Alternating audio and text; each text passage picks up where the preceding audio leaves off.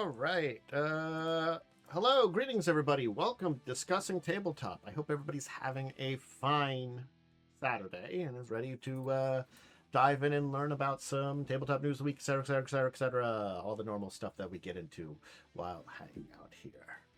Yes.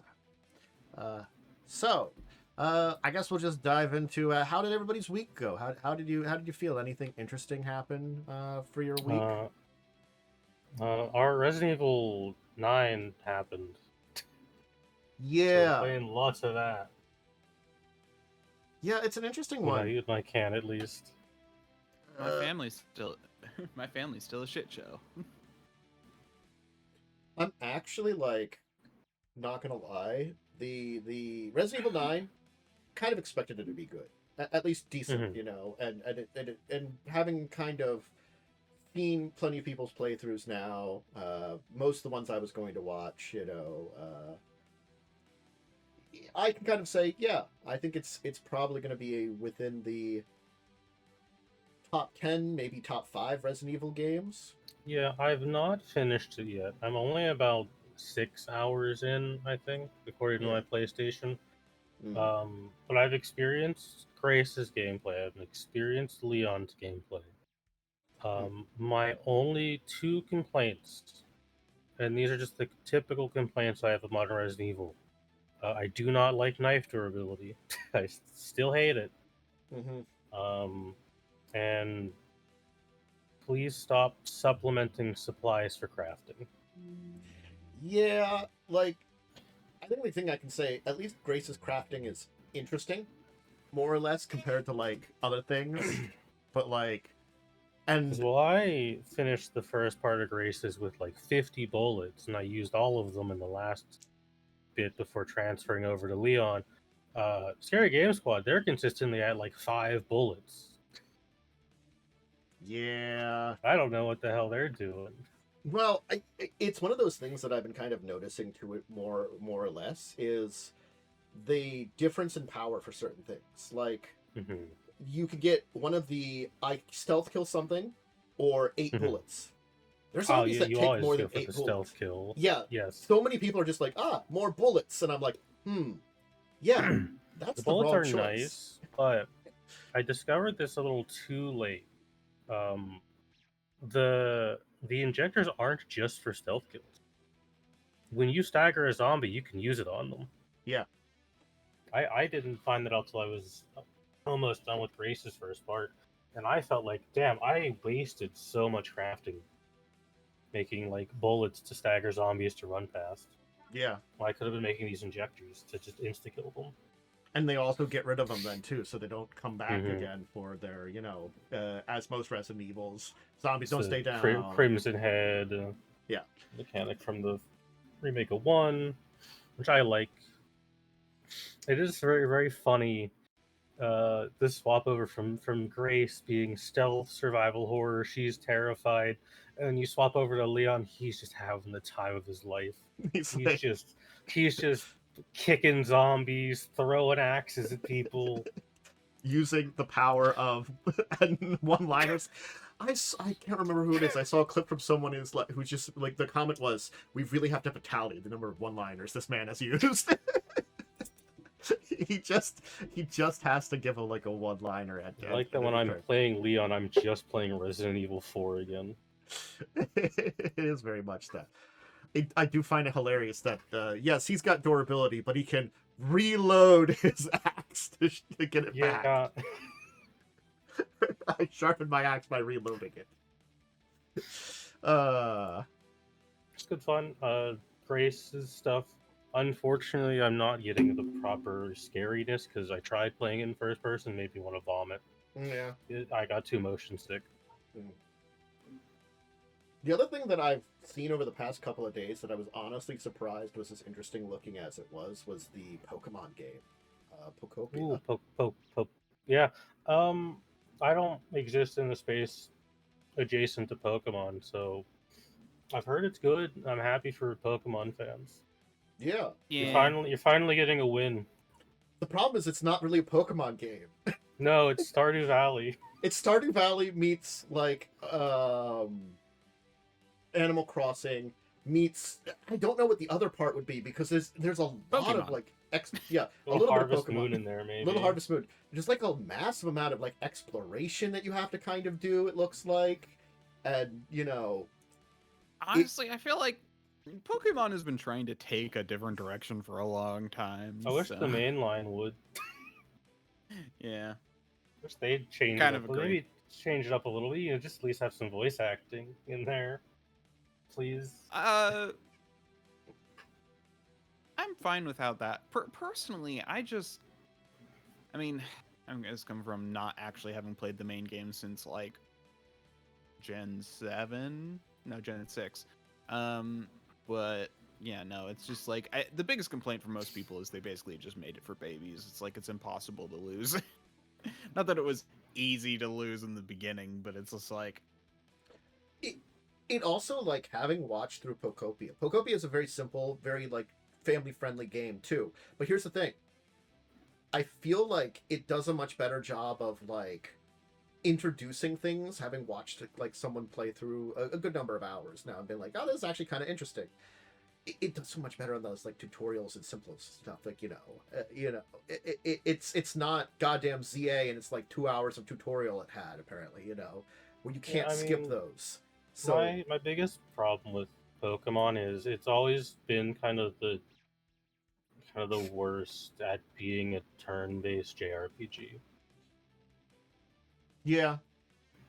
I actually like the Pokemon battle mechanics. I just don't find it particularly as engaging as other JRPGs. But I haven't played a Pokemon game in 20 years, so. Yeah. I mean, the big problem I have is I just don't want to really support Nintendo anymore. Yeah. It's a weird spot to be in because, like, I'm not gonna lie, they're still pretty awful. Are they the worst of the current companies?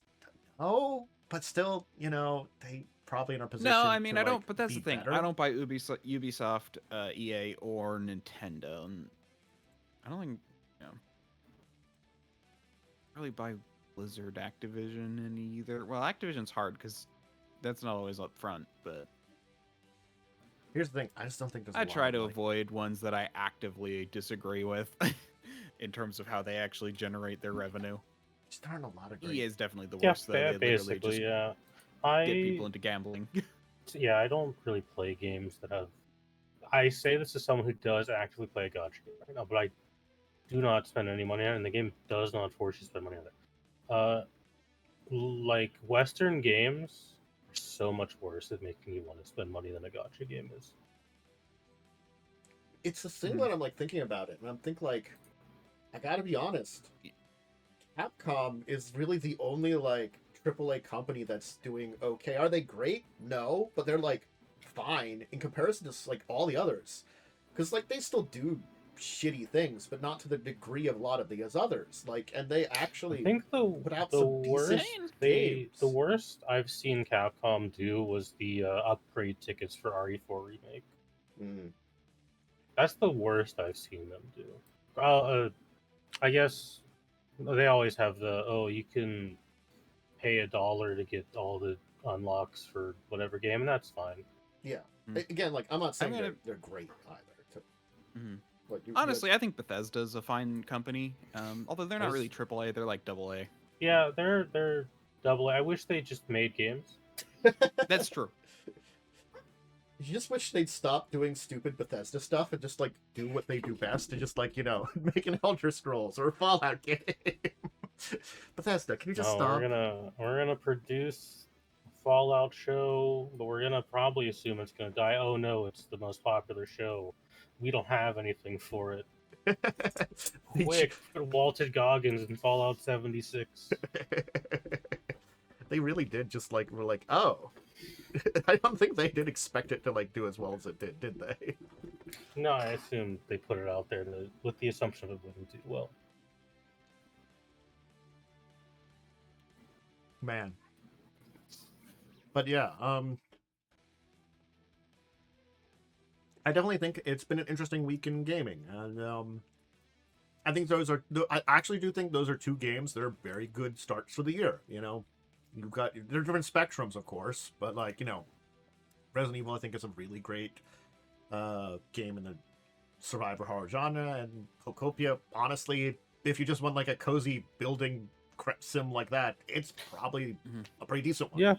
If you like Dragon if they Quest released Builders, you probably honestly, like that, if Pocopia was released on Steam, I would buy it. In fact, if Nintendo released any of their stuff on anything other than Nintendo, I'd buy it. Or on a Switch, I'd buy it. Switch 2s are just too much money. Yeah. Exclusives are just too tempting for them, unfortunately. Yeah, I mean, everyone's going back to exclusives now, so... I mean, Microsoft isn't, but Microsoft is, like, dead or something. Xbox. Microsoft kind of can't, or else they die. Well, Xbox can't, specifically. Microsoft will be perfectly fine. Yeah. I mean, the thing is, Microsoft does... I feel like Microsoft does most of their stuff through Microsoft, like, gets more money through, like, Microsoft Gaming and those companies than it does through Xbox. Yeah, we're, like, when I say we, I mean the wider gaming journalist is kind of like, well, if the next Xbox fails, I think they're just going to fully rebrand to Windows Gaming. Yeah. Well, too bad Windows isn't doing so great either. I need to look into Linux. The longer things go on, the more I am tempted for that direction myself. I understand this feeling. I'll probably do that when I make a new PC in 10 years when it's affordable again. I mean, yeah, that's the whole thing, is I just don't want to take the time right now. That's why I bought a PS5. It's like, well, I want to play modern, big budget games, but my PC just fell out of having its CPU in the recommended categories. So. Yeah, from what I understand, from what I've heard, DaVinci Resolve is the one key, because that's like kind of now like the head honcho for art for video editing, and apparently it doesn't work super well. Like it does have a Linux version, it just works very poorly. Oof. Unfortunate. So yeah, hopefully they fix that. Hopefully. But they do focus more on I mean, they make their money from like big companies, so, and big companies still need Windows because that's where all the legacy software is. Yeah. So will they update it? Who knows? Anything else kind of interesting that anybody kind of saw or read or anything like that this week? I read up on the 500 Worlds stuff for Warhammer, but that's about it. I've been reading a bunch of Shadowrun stuff. I haven't. I'm just expecting everyone else to tell me how to play the game. That's fair. I like to learn RPGs for fun. I literally read rulebooks for fun, so that's kind of where I'm at. Yeah. So my game of choice on the phone has been Slay the Spire. I've heard the second one is very good. I do want to play that. I did see that it came out. I just haven't gotten it. I think I've owned Slay the Spire 1 since it came out, and I've never launched it. Just don't got the time. Slay the Spire 2 on... I don't know if it's on phone yet. Yeah. I hope it get there eventually. I think it will, but... Good old eventually. They're not expecting to... Okay, they're not planning to port it for at least like 1 to 2 years. It's fair. Let it run the early access course. True. I guess that's what they're planning to do, is finish with early access, and then once they have the thing, they can full release it on the phone too. All right. Well, that seems like it was an interesting week. Shall we get into some topics to talk about today? All right. Boom, boom, boom. So we got a few small RPG news topics to talk about today before we reach into our bigger news topics here. First off, hey, Paizo's PDFs went up in price, or are going to go up in price, I'm going to say. Well, it's bound to happen. Yes, these happen to be the rule books and the larger adventure books. A lot of their smaller products are staying the same. Things like the pawns, the smaller adventures. They're specifically saying like the giant full AP books, Adventure Path books are going up by $10. The medium adventures that are kind of like the I guess, okay, 6 adventure books effectively going up $10. 3 adventure books going up $10. Anything smaller than that, not going up. And then rule books, PDFs going up $10. So yeah. It's bound to happen. Bound to happen. So, wonder if the first edition stuff will get affected, because the way they sell those is weird. So those books are like not super long, because they're usually like a much smaller books. Yeah, But you have to buy them as individual books. Yeah, I'm not sure about that one. That's an interesting question. Yeah, sucks. So it's hard to say. Yeah. We are going. I mean, with the tariff stuff that happened, everything's kind of been basically being set to inflate very hard, even after it all got shot down. Yeah, there's still a lot of problems going on, you know. Well, it just creates so much fluctuation that, like, even people trying to hold can only hold so much, and then things eventually settle. But they always settle for the worst, because that's how things are. Yeah. Yes. Yep. So Modifius is working on a Wolfenstein TTRPG. Nice. So they're focusing on the New Order / New Colossus timeline of stuff, which makes sense. It's the latest and version of Wolfenstein. Other than great games, both of them. Yeah. We're assuming it's probably going to be another 2D20 system, but we haven't heard a lot about it other than they are planning for a crowdfunding campaign coming out this fall, and they've let us know that they're working on it. Very good. There's definitely another one that we'll probably revisit in the future when it's on crowdfunding, but at least we know it's coming into existence now, or they're working on it at least. Speaking of newer RPGs, Renegade Game Studios is working on an Exodus RPG. I don't know a lot about Exodus. I've heard about it here.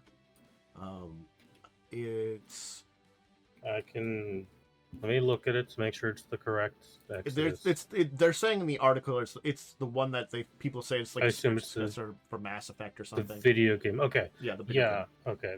So we don't really know a lot other than it's kind of Mass Effect at home and also doesn't look super great. It looks very average, the game. Also, it's Matthew McConaughey as one of the characters, I guess. Okay, that's interesting. Oh, this is the Wizards of the Coast one. Yeah. This is the weird Wizards of the Coast video game that I don't have that much hope in. I don't either. Okay.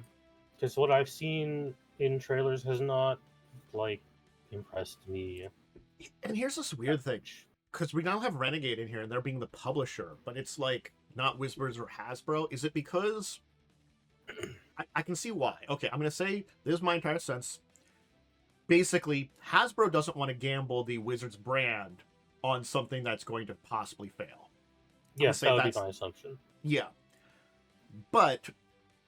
it does feel weird, though, still, because it is technically Wizards working on something and not publishing it in-house, you know? The only thing I know about Exodus is that they, 2 years ago, released a, like, lore novel for the setting, and apparently it was very well received. Okay. So, but what I've seen of the gameplay is just you've made Mass Effect again, and I want something different. Okay. So if you're particularly interested in Mass Effect again, you might be okay with it. If this book comes out and it is very Mass Effect-y and it lets me run a Mass Effect tabletop RPG, I guess I'll buy it.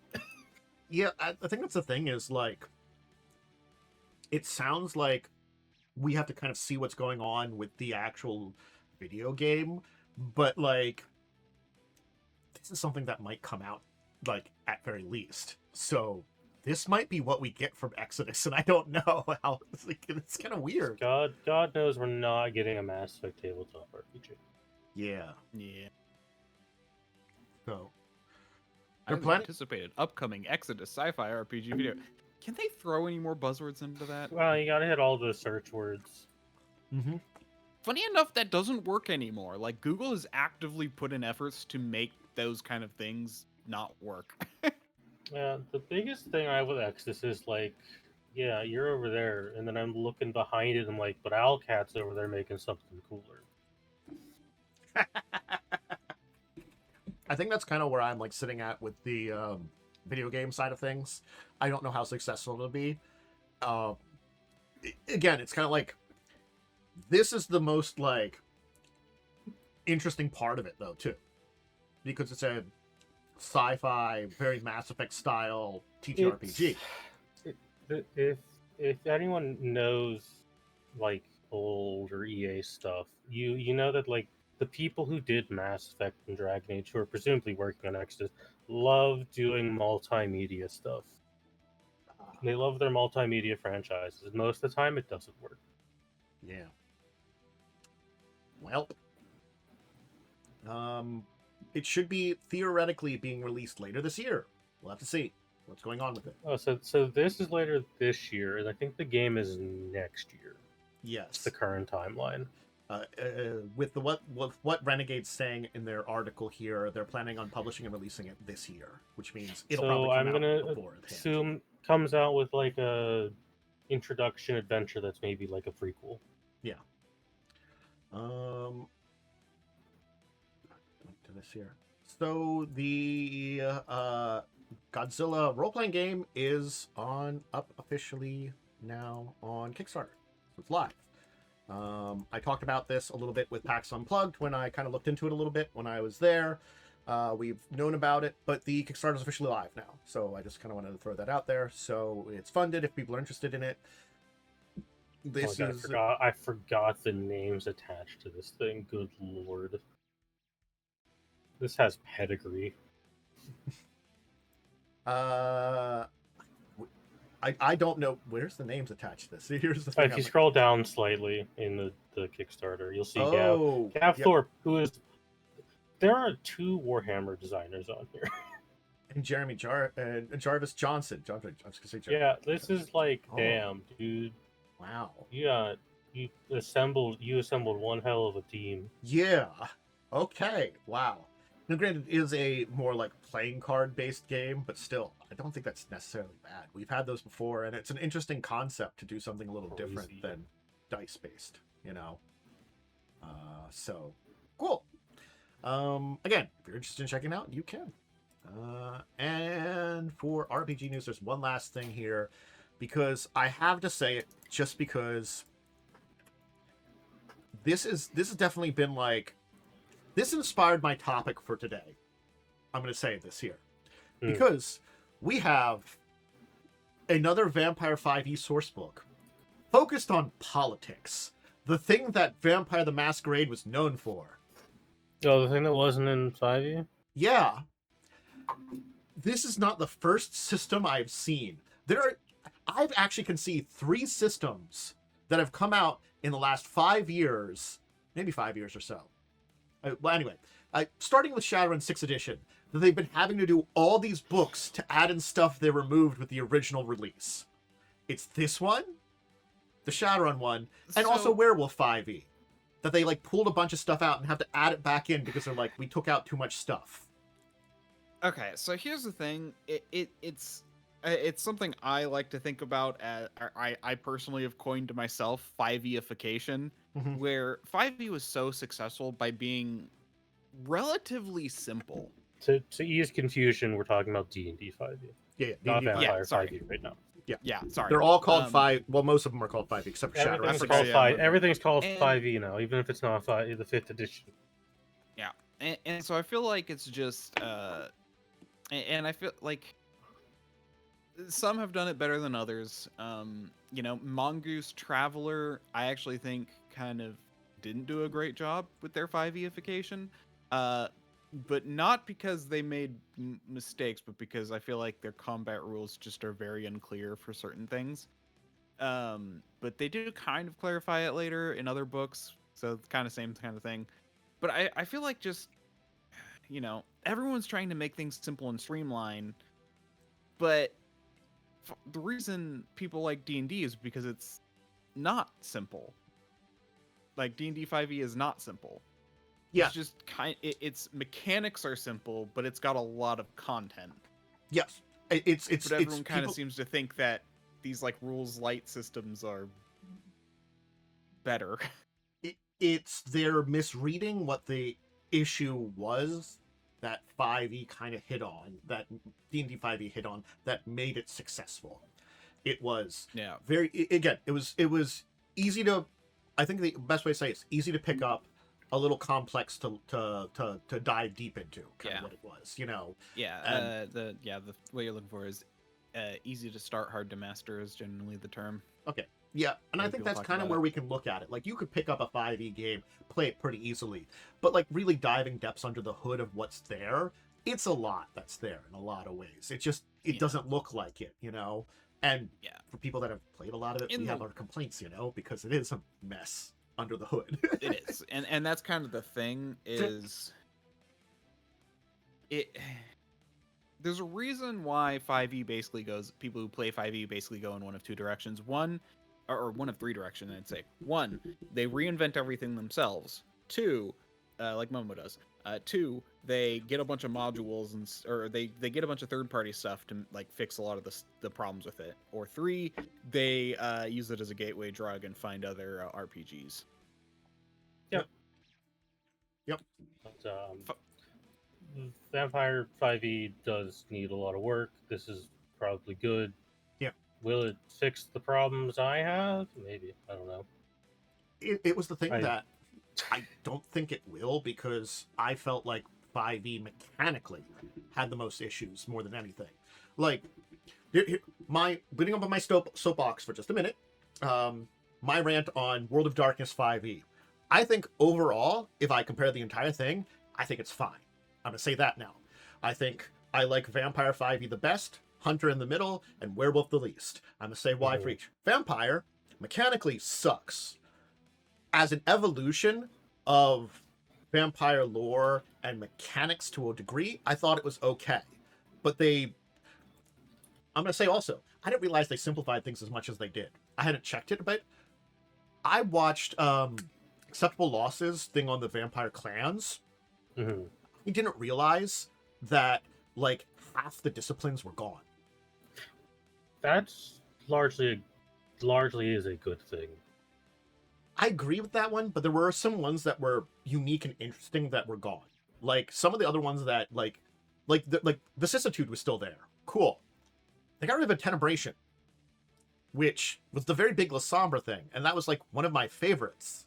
Now, I'm not saying it was a great ability otherwise or anything like that. I thought thematically it was kind of interesting to have like shadow magic, and it was kind of in their lore. So I feel like I don't know what the lore is now with them and their dealing with the abyss and stuff like that and shadow magic and shit. It questions me a lot more on them now. The important thing with, and I'm trying to make sure we save all this for the deeper discussion, so we won't just do it now. Mm-hmm.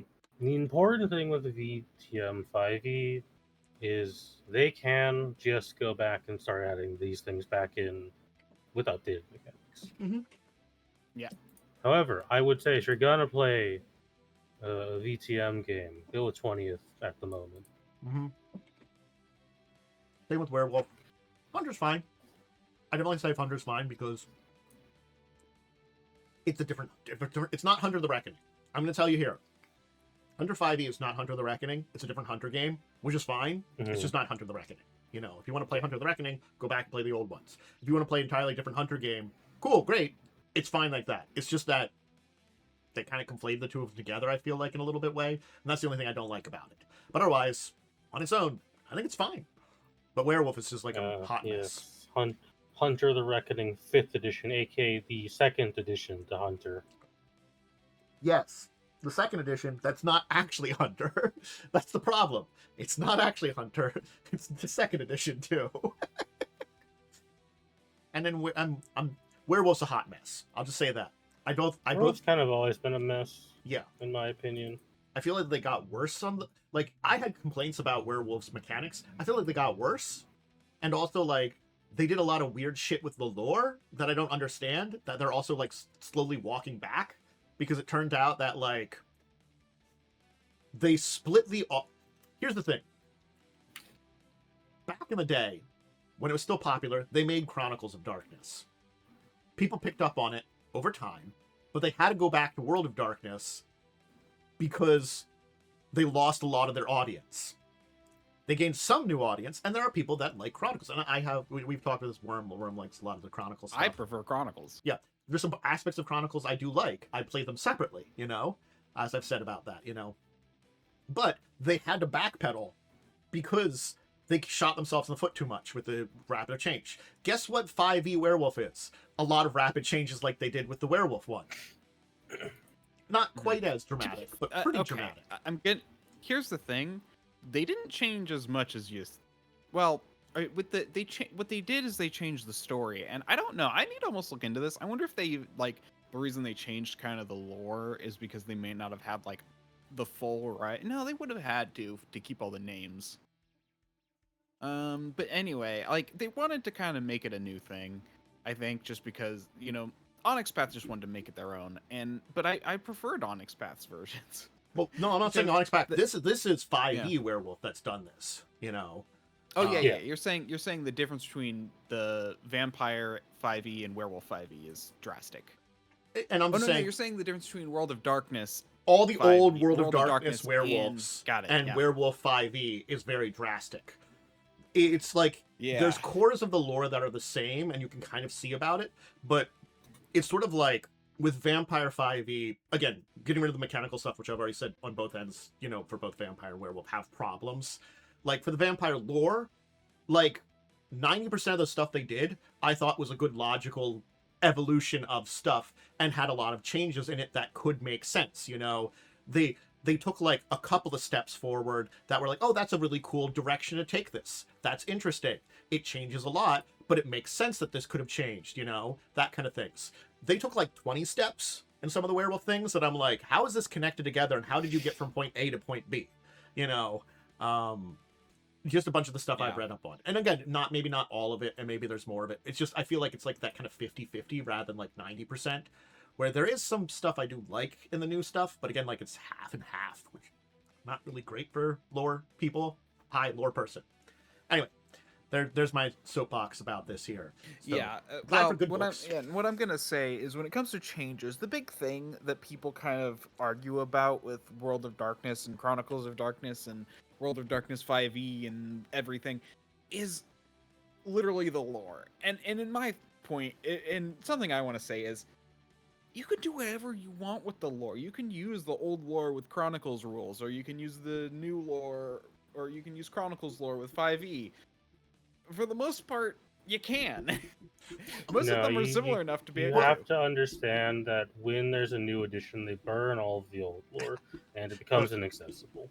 I'm not saying that you can't use the old lore. That's for sure. It's not even the thing. It's the fact that like it feels like for Vampire, I still prefer the old mechanics, but I like the new lore, and I'm using I use a lot of that together, you know. Or I could see people for certain types of Vampire games that actually the 6e lore would be great, or the 6e mechanics can actually work. If you're doing a very like honestly beast heavy game where you're doing a lot of fighting against your inner monster, then yeah, 6e lore, 5e mechanics work really great for that kind of game. They're built for that very heavily. Those aren't the normal games I knew most people would do, but I've known some people that have done those stories. It just tended to be like a much rarer story that they focused on.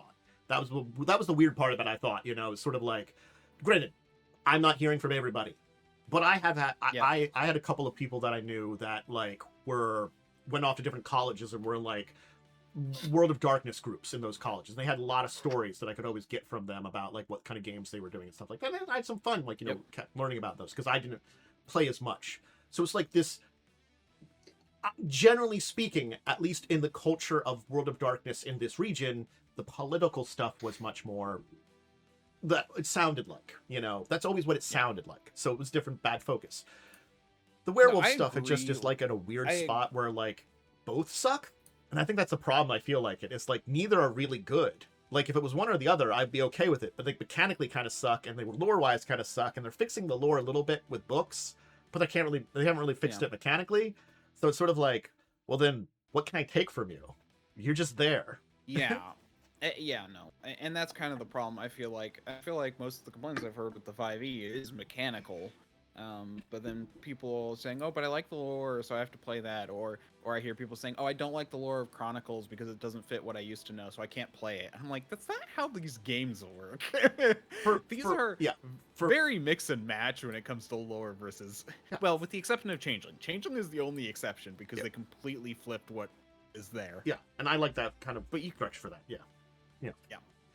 I think the thing I can say about it is, because I am a person that really loves the lore, I like when the lore goes forward too. Like, I don't like it being stagnant, and like I could certainly write things for it too, but like I want the big publishings and the new books to push the narrative forward in interesting ways. That's what I kind of like. Actually, that's what I really liked about. That was taken off and a new team was put on. Oh, they switched. Yeah, I want to point out there's a lot of the reason the 5th editions for World of Darkness kind of suck is a lot of developmental issues. I mean, if you look at Vampires 5e, it came out, had a lot of pretty not okay stuff in it, and then White Wolf was quarantined and basically shut down for a very long period of time. Yep. So and that's been a very slow system to get stuff. Yeah. No, and that is a very important point, is that like, the issue was that they went back to White Wolf, and White Wolf was still being problematic after all these years. Yes, letting White Wolf touch things is often a mistake. Yeah, I'm just like, how? I thought like this. Why haven't you just gutted this company and replaced everyone? Like, seriously. It was definitely one of those things.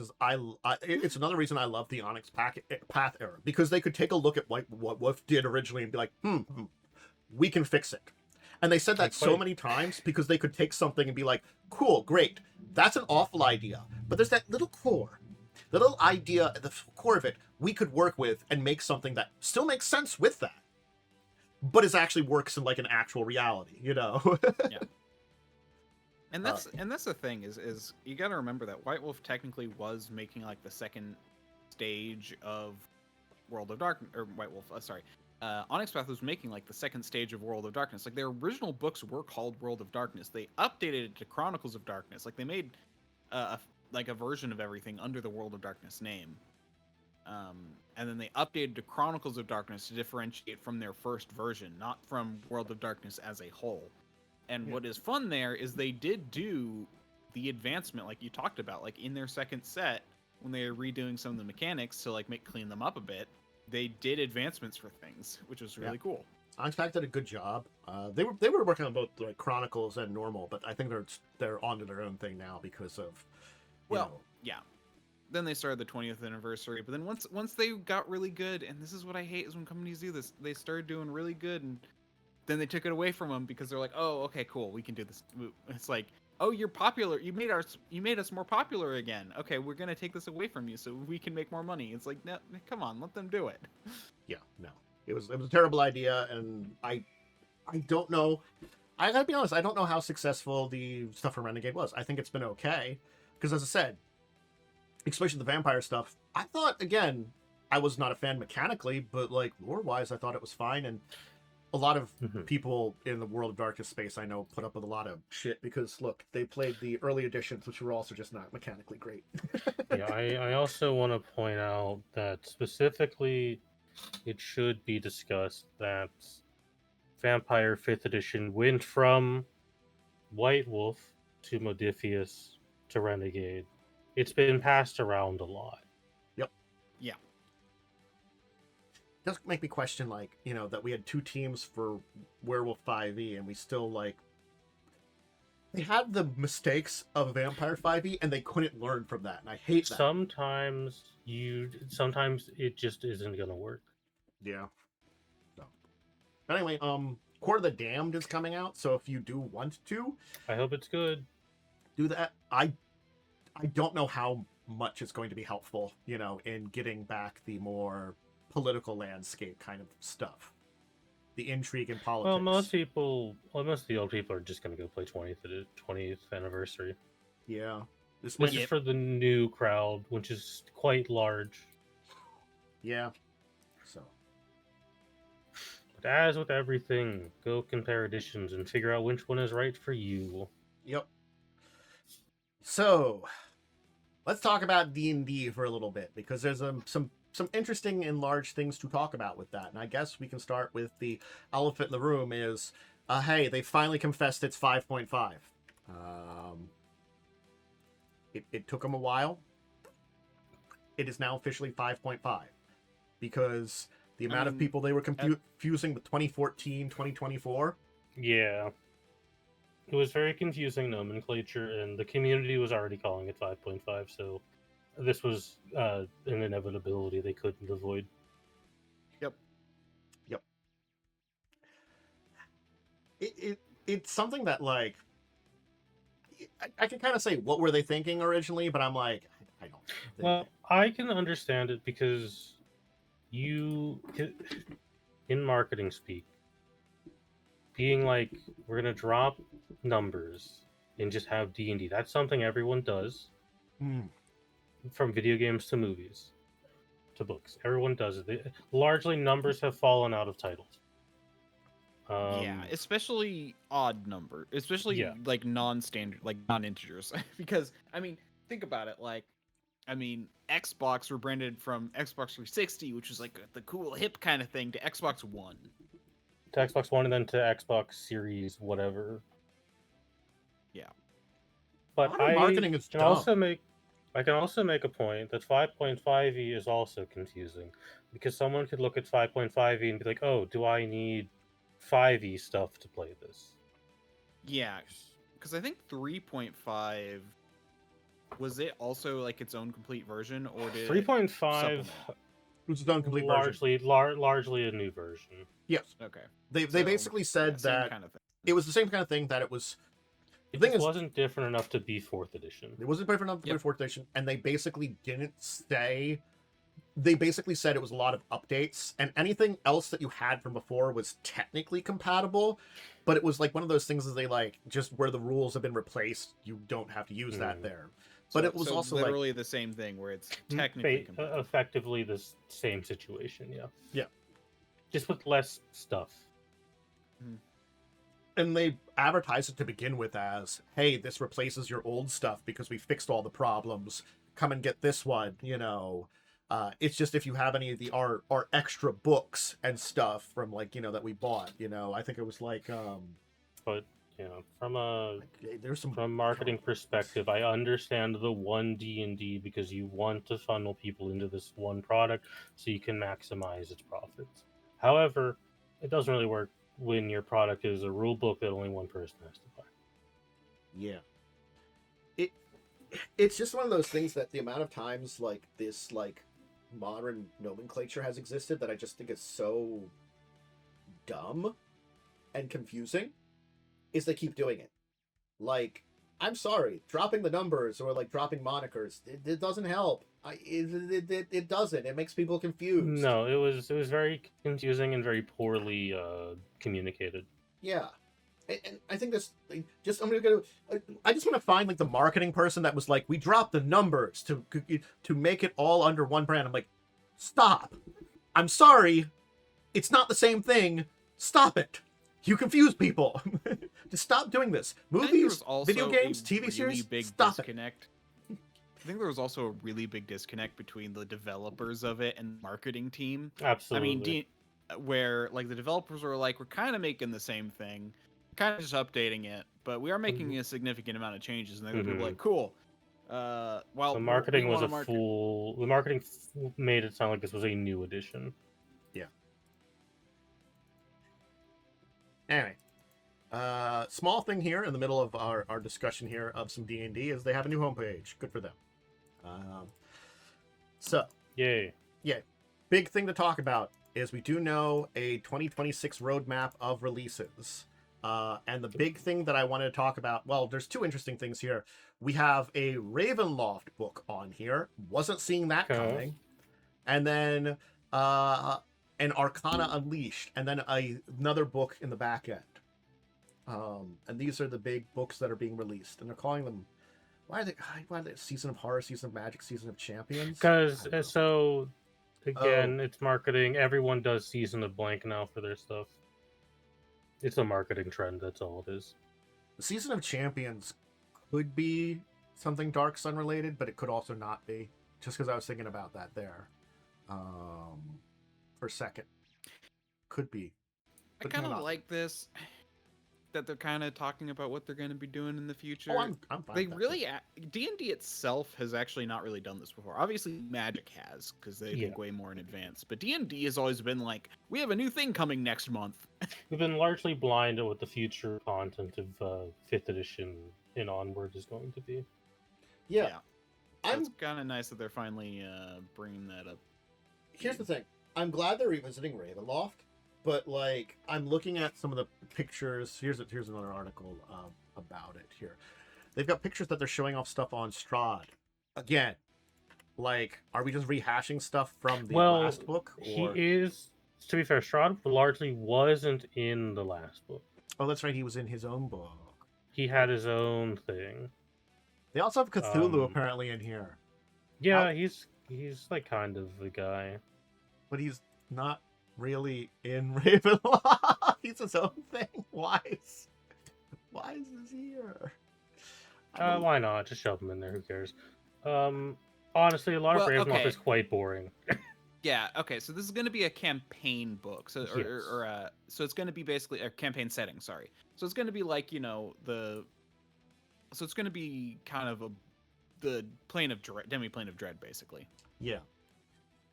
Here's the thing that I always say about Ravenloft is, like, I thought they did a really good job of Van Richten's guide of taking the stuff in the majority of old Dreadlords and updating them in interesting ways. Some of them I questioned because they were like, they just should have been different characters rather than connect to the old ones, honestly. But at least I always thought that they were interesting updates, even if they were, like, felt thematically something else entirely. Old Ravenloft, it's a mixed bag. There are some interesting ideas there, but as I always kind of talk about it, like, you can just fix a lot of the problems here. It's like the core of an interesting concept most 95% of the time, at very least. Some of them are made well. Others, not so much, but they can be storytelling, beginning points for storytelling, I always thought, to kind of go with them. So I'm hoping they're doing the same here, or I don't know, maybe more updates. This bit in the article feels a little bad for people. The Ravenloft book is going to have Dampire, which was in the DLC book for the Faerun stuff. Huh. Yeah. Dampire, Hexblood, so, Reborn. Sorry if you bought the DLC book. I guess they're just going to reprint it in other content. Yeah, the book, I mean, which is good, largely good, but I'm sorry you maybe. Well, I guess you got it early, which is good for you. Yeah, that's kind of what I was gonna say. Is like, I mean, it kind of sucks that they're kind of trying to do these exclusivity things, but at least they're not sticking. Yes, at least they're eventually reprinting stuff. So, I don't think they've learned their lesson. I'm going to say here because it does specifically say Cthulhu is a Dark Lord. So, we have seen... Well, no, I'm not saying it's fine as a concept in a way, but also doesn't really work with what Ravenloft was what I'm trying to say here. Every time they've basically tried to rewrite the wheel for any of these settings, it hasn't gone well. This feels like it's trying to rewrite the wheel in a lot of ways. Cthulhu itself as a Dark Lord doesn't work as well because... the idea of Dark Lords are supposed to be twisted mortals that have been granted this power and stuff because of their evil. That was the entire idea, as a punishment from the dark powers. You don't do that to Cthulhu. He could represent the dark powers. That'd be interesting. I want to point this out. Cthulhu, technically not immortal because he's currently dead.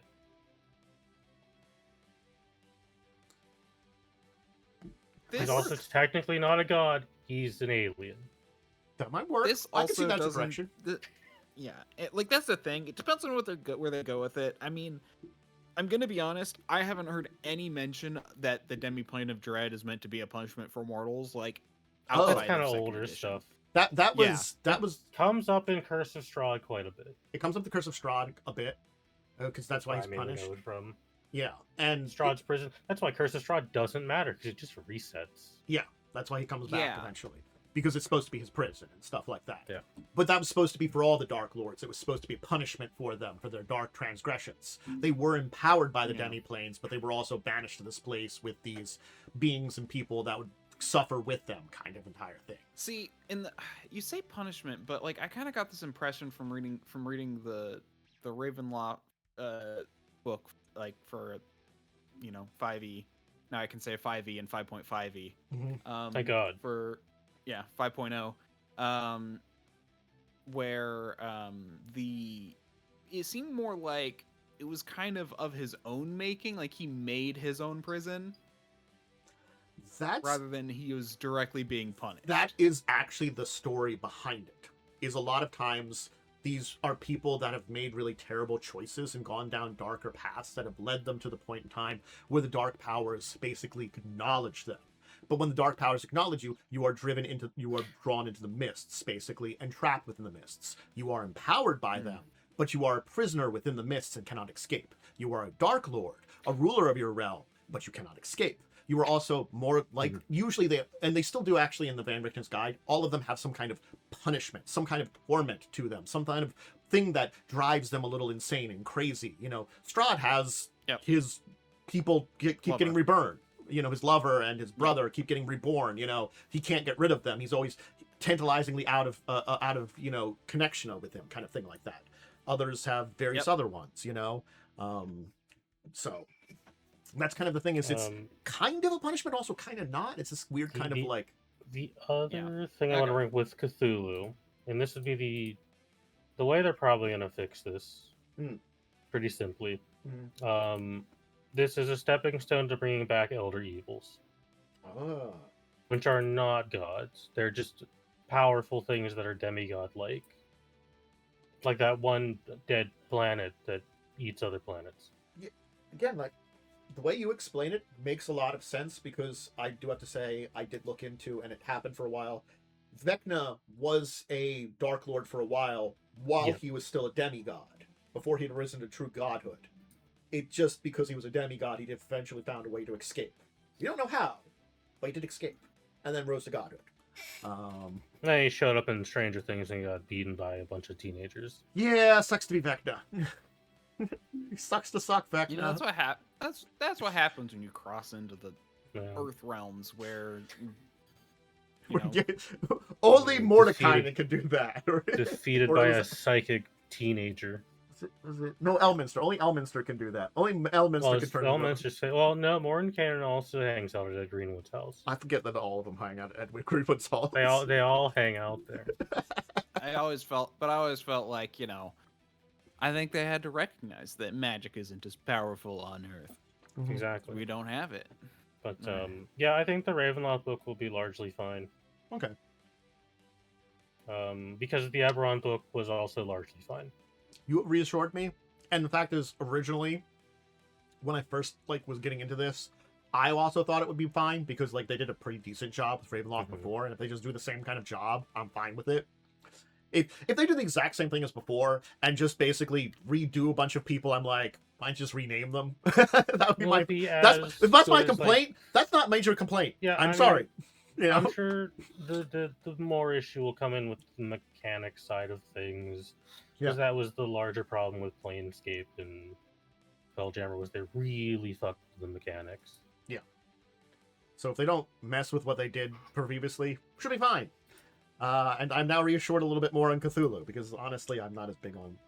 I from popular media. I read a lot of cosmic horror. Yeah, I know that from general popular media rather than actually getting deep into the cosmic horror side of things. He's dead and under the ocean. They're also bringing in the Lupin race. Hexblood, Lupin, Reborn. Unfortunately, Hexblood in 5e is currently the most boring of those three, so hopefully they make it better. All right, we're hoping for an improvement here. But yeah, so yeah,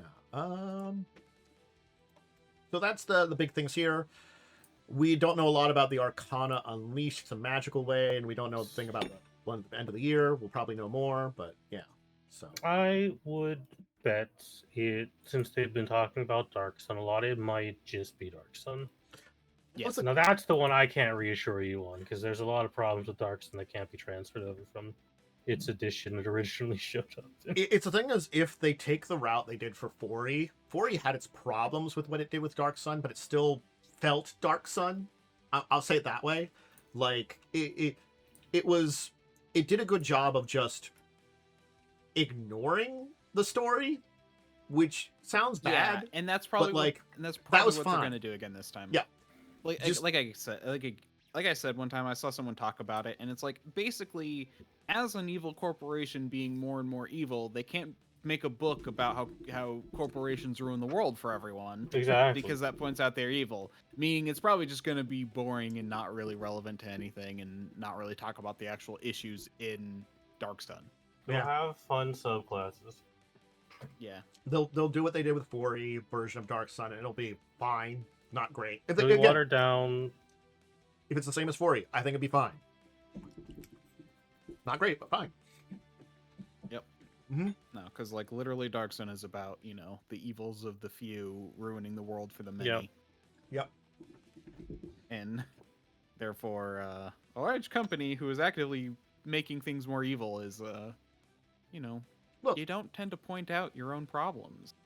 a bunch of really asshole Nepo babies were convinced by some kind of ancient, insane being to embrace all this power, and then use that power to basically commit mass murder and genocide against a whole lot of other species and destroy the entire planet. That's the story of Dark Sun. Speaking of Nepo babies that were put into power and commit mass genocide, 40K.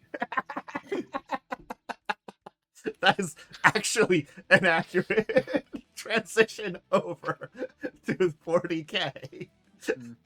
I'm looking at you, Imperial nobles.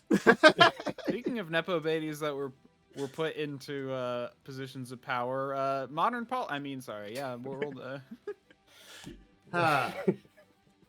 It was actually a pretty good transition. I didn't even think about that. That was a really good transition. So we're fine. We're getting the third book to the end of 10th edition. Yeah. Which I will post here. It's all about the Iron Warriors doing some bad stuff.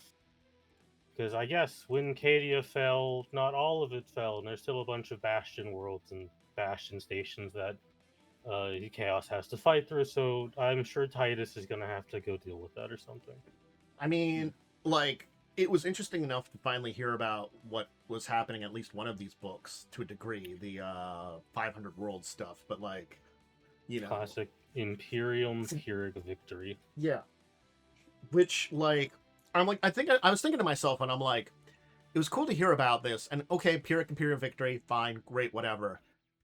Is this going to advance the storyline at all anyway? Probably, because we're leading into 11th edition, which will likely be in June, if it follows how they do editions, because they tend to do a new one every 3 or 4 years. So it's about that time for us to move to 11th, which will just be a refinement of 10th edition rules. Yeah. Which is good, because 10th edition is not particularly well balanced. So, like, here's the other thing I'm going to say, like, from everything I had kind of learned in previous stuff, I'm just going to say this here. Maybe I haven't heard everything, because, again, I probably haven't. I thought Perturabo just did not give a fuck, but apparently now he does. Well, he's still evil. He still hates the Imperial. I guess that's true. It's an opportunity. Still hates his dad. Still hates the Imperial fists. Yeah, still hates Dorn, even though Dorn's dead. Yeah. Still wants to shit on all of his kids, hates his sons too. Yeah. It's like, I hate you, go get murdered by those guys and just kill each other. The big thing to remember with Demon Primarchs is they're not really characters or people anymore. They are full chaos slave at this point. Mm. There's no. It's kind of why I don't like demon primarchs, is they're not really a character. Mm. It's like why I, despite my love of the World Eaters, I do not like Angron. You cannot do anything meaningful writing wise with Angron.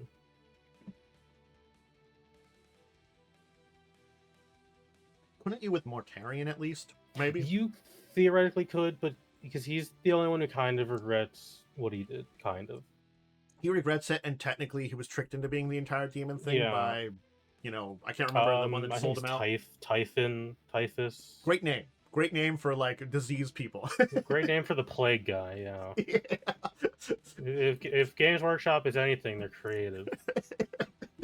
I mean, I could see him. Like, I actually saw a video about how Nurgle is basically the one good demon. He's the one you'd probably want to get corrupted by, but you still probably won't have a great time. No. Mhm. Learning about his like parties that he has when he shows up some places is like didn't make sense, but also is like, huh. Yeah, well, he's also got the elven god of the harvest in a jar in his basement, so... Yeah. Yeah, He's having- because he from doesn't what I have a charm understood, life. it's like, from what I understood, it's like Nurgle is basically just like, oh, like everyone dies and decays eventually, so why don't you just embrace that and live a lot longer? And Yeah, the unfortunate side to that is you're gonna live forever, but now you've got every disease Yeah. in the Yeah. universe. so And you it's- smell but- really bad. Mhm. Yeah, but the other side to that is, but you're probably going to have every Your- disease anyway and die horribly because your other choices are BDSM, pain, pleasure god, Zinch, who's absolute maniacal nonsense that makes no sense and you'll just go insane, or Korn, who you will not become a person, you will just be driven by bloodlust. Yep. So take your pick. They all suck. They all suck. You're right though. In 40K, there's not an upside to being chaos like there is in fantasy. Mm, I agree. hilarious. Can you just take a ship outside of where everyone does stuff? Yeah, you gotta live in the Tau Empire. That's probably the best place for you to be. So, 'Cause aren't they even nice to humans who live there? They let humans practice emperor worship still, so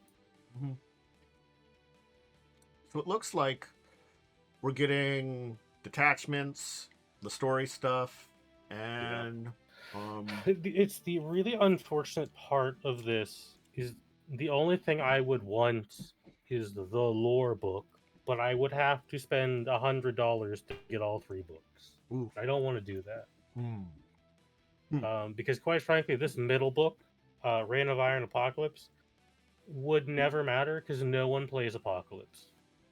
No one has the money to field the like 10k point armies it requires to play. So this is like Henry Cavill levels of. This is like I spent $10,000 on a bunch of Imperial Knights, and I'm goddamn gonna use all of them. So it's basically if you scroll down that picture with the giant army would basically Yes, be. that's your average Apocalypse army. There is a video somewhere on YouTube of someone who did, I think it was 300,000 points worth of miniatures in one game. And that game took like 200 hours to play out. Wow. Jeez. That's crazy. Sounds like a roaring good time. Mm. And yeah, no one plays Apocalypse. I'd say It's not feasible for most people. I mean, person that if did you that just one kind of 3D also likes print all like, everything and play on your own. well, if you're doing anything official, then yes, it's fine. Mhm. But didn't we also get the like rules update also this week too? Like the final rules update for some detachments and stuff. Yes, we got more attachment rules. I haven't read them because I quite frankly don't really play a lot of 10th edition. From all I heard, because I did see, I think Bricky was on Poor Hammer, and I saw that a little bit of it. They basically say it was a nothing burger, and the problem they created with the Catan wasn't fixed. No, Catan are still broken. That'll probably be fixed in 11th edition. In all honesty, yeah. Where it's they'll course correct and make sure Necrons suck again. Sorry, Necrons. Yeah. So, I mean, like, here's the thing. I'm hoping that they, again, it's the thing I say. I like lore. I like it when they advance lore. It would be nice if they, advance the story in interesting ways. Because 500 Worlds ends with the promised meeting of the Lion and Gilliman that was set up, 2 years ago. So I think we will finally get some advancement. It also set up some stuff of hey, there's some Admech on Mars that worship the Catan. That's probably not a good thing. No. So maybe that'll come up more in 11th edition. I think it'd be cool if you could get some Admech units for Necrons. I think that'd be fun. Not gonna lie. Will that happen? Probably not. No. Someone can dream. I can dream. The more I hear of lore and stories in 40K, it's the more Admech does something wrong. That's the problem with the entire adventure. Yeah. For the most part, the Admech are the most annoying people on the planet. Wow. Well, I guess if you want to play Apocalypse, you can get the book there. But I guess you get all if you three. want to play Apocalypse, you can get some. Well, you have to get all three. It's like $120 for the bundle, usually. Which is why I didn't buy either 500 Worlds or the Maelstrom one, because I just want the lore. I don't care for the rules. I'm assuming because they're saying in the new detachment books, Adeptus Mechanicus with demon engines, that would assume that they are So they're probably bringing Dark Mechanicum into play finally, which is good. It'll probably just be repaint your Mechanicus. It'll be use these rules for your Mechanicus if you want to play Dark Mechanicus. Yeah. So it's similar to how it's use these rules for Trader Guard if you want to have Chaos Guard. Gotcha. It's just basically paint them just a little different and maybe paint them how you want. Paint them a little differently. Maybe give them a couple spikes or something somewhere. I don't know. Yeah, a couple of bones. Yeah. Some tattoos. Yeah. Tentacle or two. Yeah. I have an extra tentacle lying around. I could just glue to this guy. There you go. All right. Well, hey, the big part of 40K's story for the current edition's ending, I guess, then, and we're leading into the next edition, so we'll see how that I hope we get another Loyalist Primarch, because I do not like Pertriabo, and he seems like the next guy we're getting. Because they have, 3 miniatures for Demon Primarchs, don't they? We got 3 Demons, 2 Loyalists. So we're due for another Loyalist, which will probably be Vulcan or Dorn. Or Jagatycon. Because you could easily logic out and bring those 3 back. Yeah, I guess those are the 3 that are Dorn just lost a hand. He, lost bringing Russ and Corvus back is hard because they're theoretically partially demons now, because they went into the warp, and we know that Corvus Corax is a big bird monster now. Yeah. He went all bird monster. We assume Russ is a big wolf now. Yeah. He went. Well, didn't he go bird monster just to torment Lorgar or something? Pretty much. He went to go get his vengeance on Lorgar. that's which based. It's acceptable. That's a dick. All right. Well, let's talk about some other little topics here for some minis and TCGs. And we got a mini news here that I can share with you here. We'll just throw this in here if it would allow me. So Fallout Wasteland Warfare is getting a 2nd edition. I'm curious if that means we will get a Fallout RPG upgrade, because Wasteland Warfare was the kind of was the start of where we got into the Fallout RPG, and we did get a Star Trek Second Edition, but it might still be a little while off from that we will eventually get Fallout, but Fallout I do think is too new to get a second edition for the RPG. Might be a couple more years before we get it, before they get the upgrade there. But I guess maybe they're starting Wasteland Warfare anyway. But hey, new edition of that one. What is Wasteland Warfare? It's the Fallout miniatures game. Ah, it's it's very fun. It's a miniatures game. It doesn't have a few RPG elements, I thought. It has some narrative stuff in it as well. It was like That's cool. what they did first, and then they moved into the full RPG. And then they, it's very fun. Originally, when they came out the RPG, they're like, hey, you could use some of the stuff from Wasteland Warfare to, like, play. And it's also not super expensive. Yeah.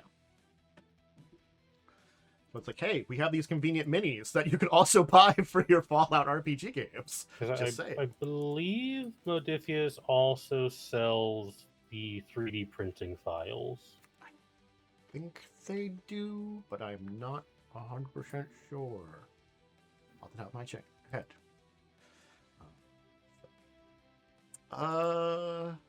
The other little news here is more CCG rule update, and that is an interesting one that we do not know what results this will have, but apparently Wizards is changing their WPN program, the program they use for their, like, chosen stores.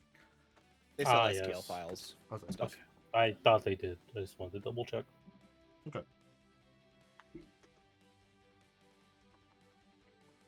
There's a premium network. They have a tier-based framework, apparently they're going to be putting with it, with, like, premium ones more than anything.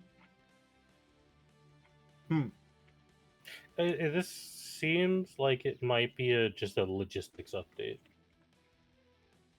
There's apparently going to be 6 tiers of WPN stores also. Yeah, I would have... Yeah, so it seems like tier 6 gets to sell Magicon tickets. It gets them for their staff and owners and stuff. Like, this feels like a rewards program, but also we're updating logistics to make a little more sense. Yeah. Because you already have to get approved to be part of the entire thing in the first place. So there's, like, you get an approval, and then, you upgrade in tiers for reasons and stuff like that, but... Sells, like, probably sales related. Yeah. Okay, looking it up, they do seem to mostly do terrain as STL files. Okay, that's still pretty characters. Good. Yeah. Train's expensive. I believe it. That makes sense then if they're at least having the most expensive as files. Because if train's expensive, and you usually have to get it from a third party. Interesting. Well, yeah. So, but that's that. So got 2 more little news things here to throw out the day, and I put these under the miscellaneous kind of category here at the back end. And the first one, it's half RPG related, but I thought it was a more miscellaneous. Hey, if you're interested in Shadowrun 4th edition books, there's a humble for them now. Oh my god, there's so many books. Yeah. So, that's a link to the article, but I'll link to the humble too here also. Well,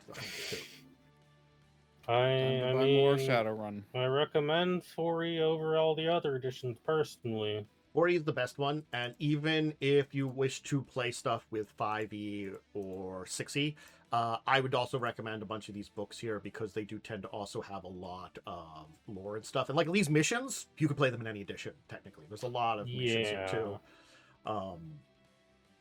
Let's see here. They say over 100, but it's just 90. Yes, the used car lot book, which added all the vehicles into the game. Yeah. Things like the parazoology, parabotany, even if you couldn't use them in other editions, well, it can be adapted to 5th edition pretty easily. It still gives you ideas about the different creatures. Let's see here. The gang ones on the run has some information. It has the four Dawn of Artifact books. Yeah. So hey, the one I'm running one of those technically. Don't read ahead, Chad. You'll get spoiled. I'm doing a version of it. I'm going to tell you, I've already changed things. The core is the same. There's just a lot. I've already planned to make like a bunch of changes. I'm just using it as a framework. Also, I like to bring this up every time we do Humble stuff. Remember, you can click on that adjust donations button to change the donations. Yeah. I also want to point out, because there's a lot of books to go through. If you just want the core rule book, it's within the 24 item bundle. Yeah. It's all the way at the bottom. Just to throw out some good lore ones that are in here. Feral Cities, Render Havens, Havoc, Corporal Enclaves, 2 Ghost Cartels. Six World Almanac is a favorite of mine because that does a lot of global stuff. I have that one somewhere in this godforsaken house. Yeah. So there are a lot of really good books here. Even if you aren't particularly going to play 4th edition, at very least there will be plenty of books that will have references and information about the world. Again, that's one of those things, is as much as like I really do have to complain a lot of times about Shadowrun's mechanics, I really do like the setting they put together. The setting is very wacky. It's a strange, enjoyable and I think 4E is the one where the most world progress occurs. Yes. They've done a little bit of progress into 5 and 6, but their 4th edition stuff was the biggest jump forward. 4E, I think, is the one with the Halley's Comet stuff that first occurred. I think that's in 4E. 4E is right after Halley's Comet kind of stuff. I think technically it might have been at the end of 3E. I know 4E's in 2070, I want to say. Yeah. 4E is 2070. 5E is around 2075, and 6E is 2080, which those are actually really close together, lore-wise jumps. Yeah, lot of the world changes in those 10 years. Yeah. Most... Which could easily be read as, let's fix some of the problematic stuff we made. Yeah. I mean, there's a good chunk of problematic stuff they just changed by there's also still a lot of problematic stuff that's still in these goddamn games. I mean, yeah. Changing the art direction helped a lot. Yes, changing the art direction was a very good choice.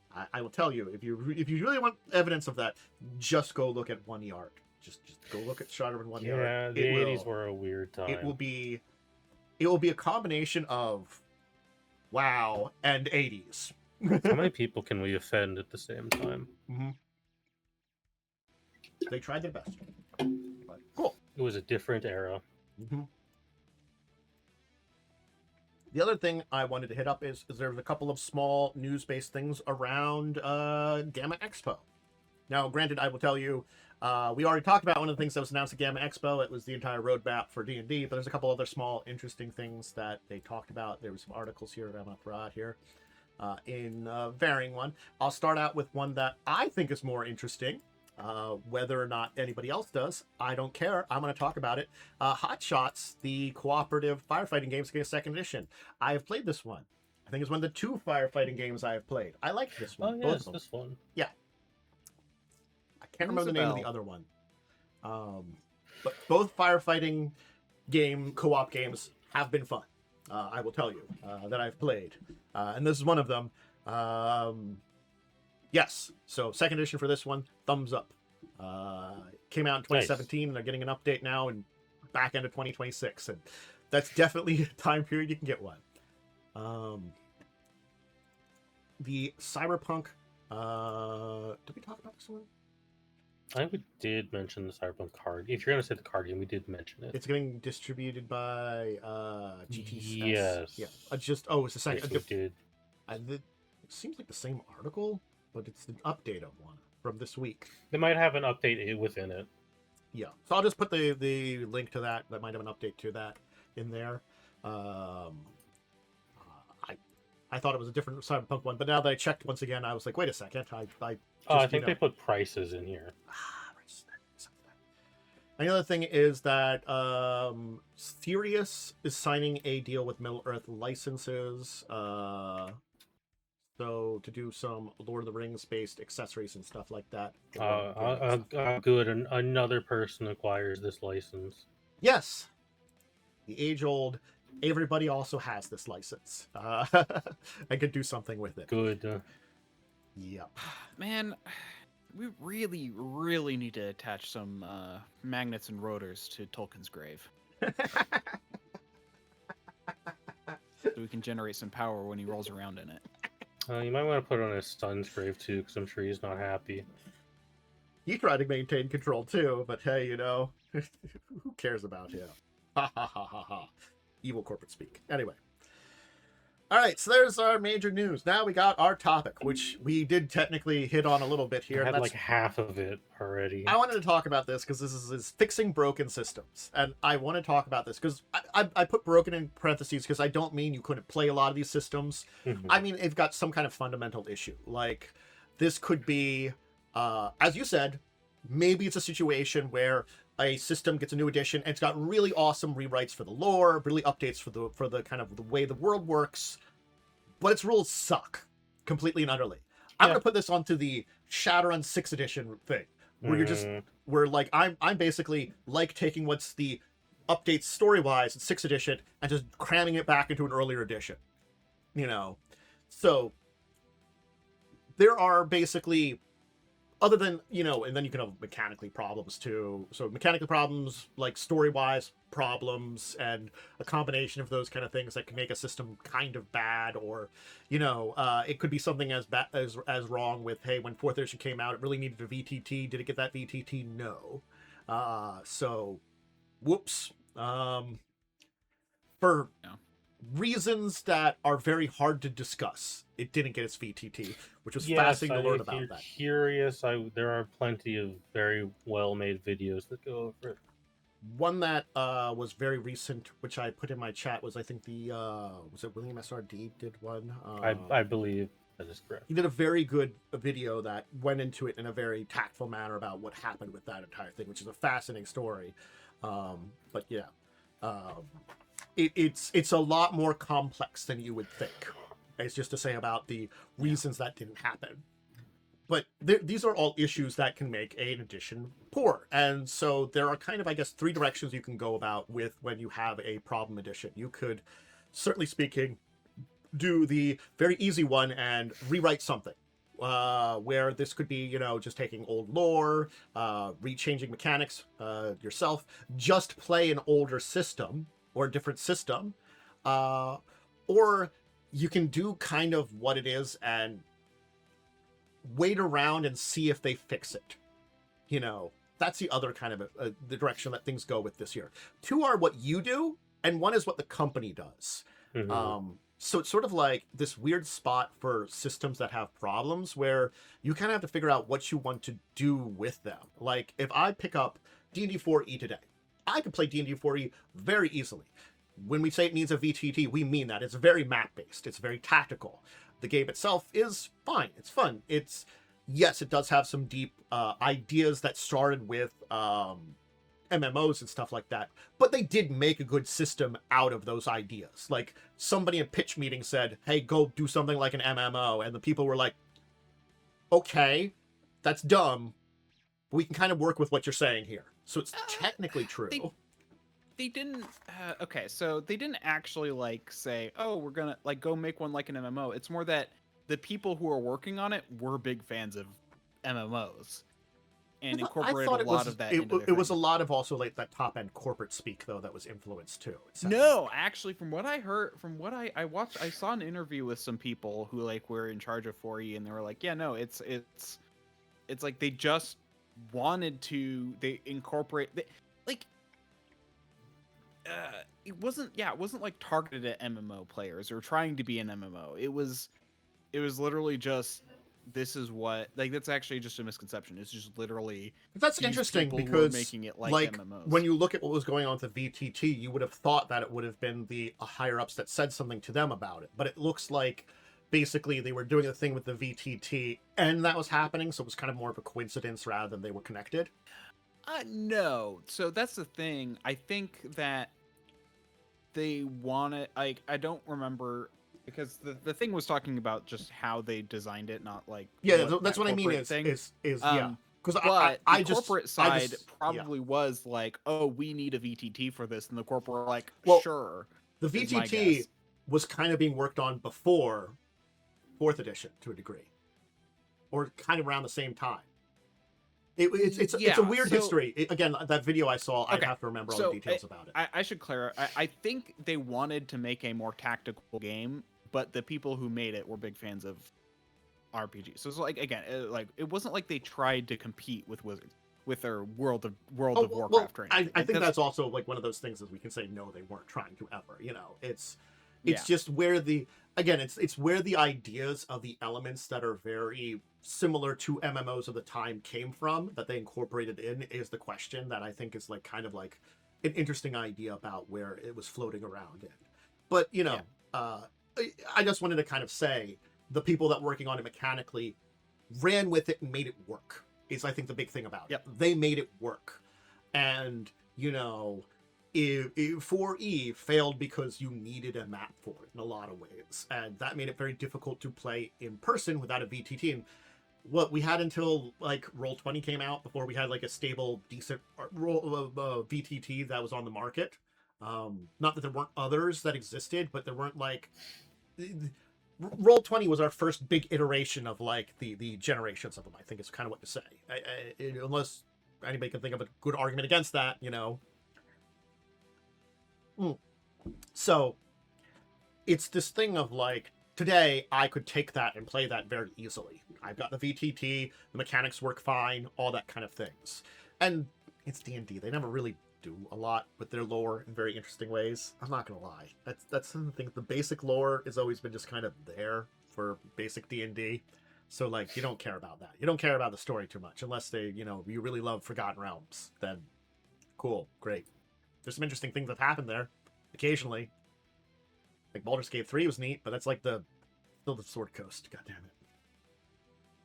I hate you, Sword Coast. Yeah. Anyway, what was I gonna say? I was distracted by my own hubris. But like, we talked about the 3 games that I kind of point out now that are games that have problems. Like Shadowrun went very 5e in its directions, trying to be too easy, and pulled out a lot of the, mechanics that made it complex. And I'm not saying that was both bad and good, because I think for Shadowrun, it's a sci-fi magic setting. It needs a lot of layers to work with that,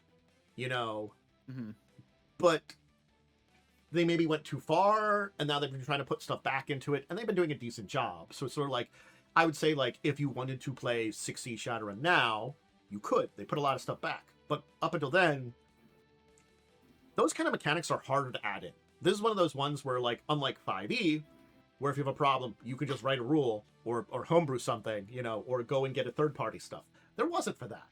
So that's kind of where you are, where you had to, like, usually use the older editions and stuff like that, more or less. That's kind of what's driving to you at that. You can't do a lot for 6e until today. You had to let it naturally fix because of the complexity of the system. While, like, I'm going to say, like, here, if I pick up 5.5 D&D and I got some problems with some of the ways they do some of the stuff in the systems, or there's some issues there, I could homebrew something. I could use a third party something. I have sources to go to that I can do something with it. I can fix the problems that are in there today. Again, the lore problem's pretty easy. Just use older lore or write something yourself. That's an easy one. I'm not gonna lie. That's like the thing I can point out of like, hey, yeah, you could just do something yourself on that one.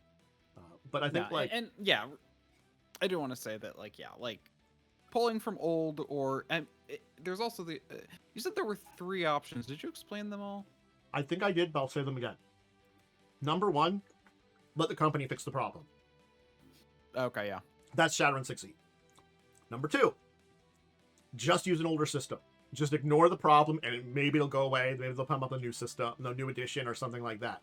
Or number 3, do it yourself. That's the entire thing. Once you do-it-yourself can take the form of I homebrew something, or maybe I get lucky and someone's done something third party. Yeah. Okay. Yeah. So there are some other options to that last one. I just wanted to see how you categorized it. Remember how you categorized it, so I can go into this a little bit more. Yeah. There's also the option of stealing from other systems. Does your Ooh. system not have a social mechanic but you want a social mechanic? Well, you can steal that from another system. Sometimes that works. You have to be very well versed in systems to do that one, though. Yes. To make sure it also doesn't break the system you're putting it into in some way, or require mechanics you have to add. It's sort of like I could probably mechanically find a way to adapt a system from Shadowrun to World of Darkness, or vice versa, because though they are different systems, both of them are pool-based systems with a number of dice. So there's a similarity in that, Mm-hmm. It'll take some work, but because they are, at least to that theoretical degree, similar enough that they are compatible. Like, I add stat to skill, that's what I'm rolling. Both of those do that, Yeah. Then the other option for fix it yourself, I want to say, is also. I'll let Momo actually go before I do that. So something I want to bring up before it gets lost is I know that I am very vocal about go try other games, but I'm very guilty of this. D&D 5th edition, when you break it down to its most bare core, is you roll a d20, you add some numbers to it. That's it. If you take the shell of D&D 5e, you can make any game in it, basically. So if you want to run, let's say you want to run something in the Shadowrun universe, but your group doesn't like playing Shadowrun for whatever reason. Whether it be game 6th edition sucks, 5th edition too complicated, 4th edition too hard to find. You can just... They don't tell you this, but you can just take the lore and shove it into 5e and change words. Yep. You can just do that. That's and I know I'm very much a proponent of please try other systems, but I can recognize people like their 5e. That definitely is another direction you can take, where you can just take, like, especially if, again, it's one of those issues where you can't find that great addition because of it. The lore can be moved. Like another good example is Vampire 20th Anniversary is the best edition of Vampire. It's really hard to find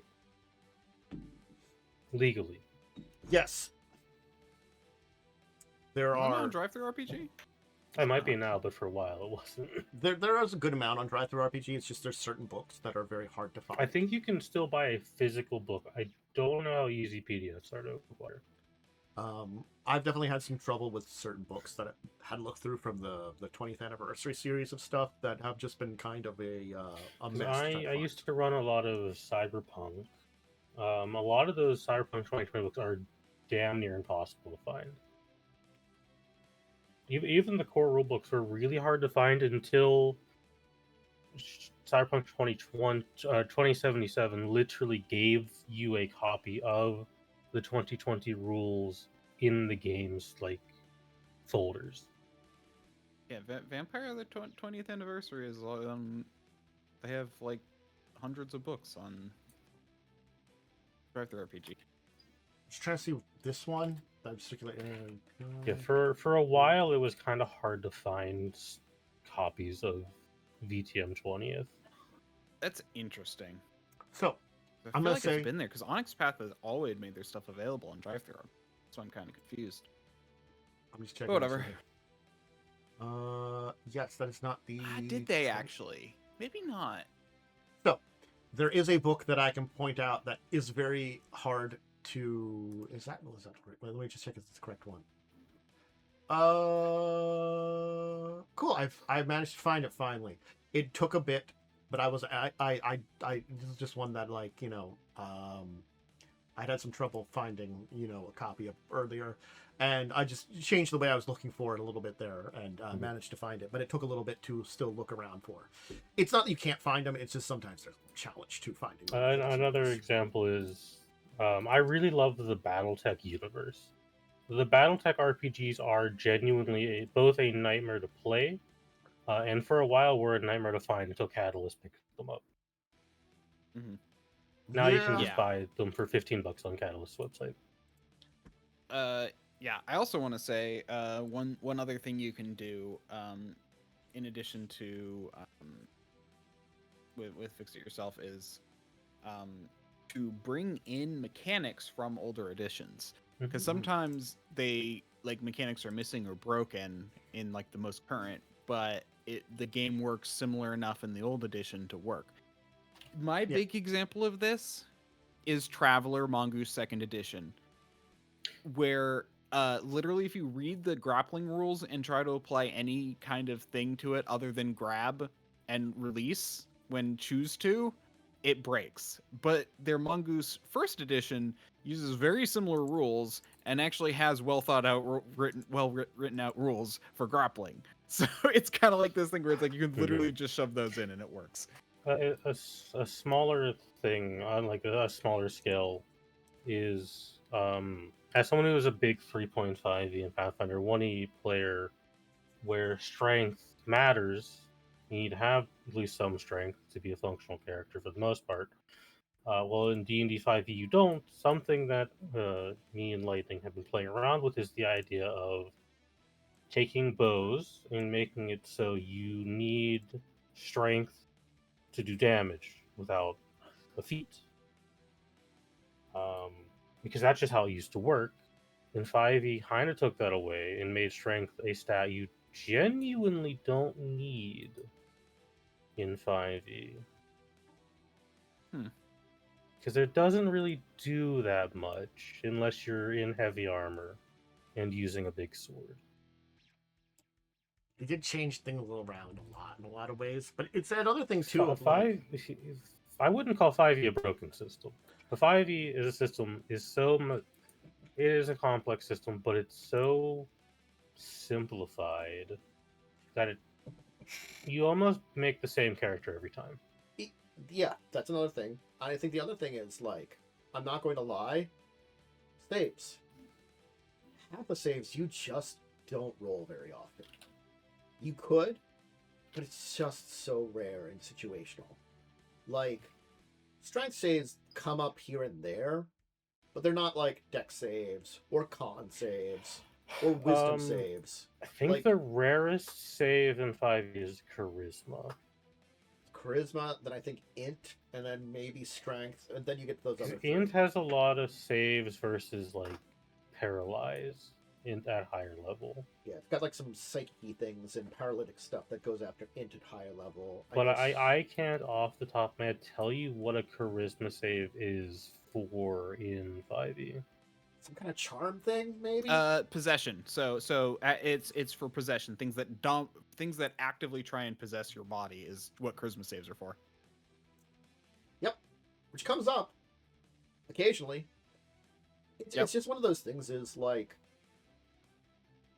I think it was better in 4E. Yeah, I think the honestly, books talk, and I do want to say, I think the books refer to it as things that replace your sense of self. I thought 4E did a lot better when they had the 3 saves from older editions, but they had 2 stats that you could choose which one you were using to it. It was like strength or con or fortitude. I think it was dex or int for reflex, and wisdom or charisma for willpower. So it was still the 3 types of saves, which kind of you already have, sort of. Again, it's like that thing about splitting into 6. You effectively only roll 3 saves and the other 3 are uncommon saves. Because dex is just reflex, con is just fortitude, and wisdom is just will. Those are the 3 most rolled saves. It's just that like some of those other saves could probably just be included in those. Is the kind of way you're thinking. Yeah, you know, it just you could roll everything back into the 3 save system, and it wouldn't really change the game that much. As I said, like having that option between 2 different stats for them that they had in 4th edition. Why don't you just do that again? I think that was fine.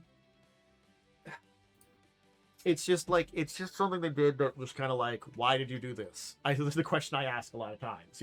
It's design choice problem, but that kind of comes down to it, Yeah. that you find these issues in design choices that are like, these are weird design choices that they do.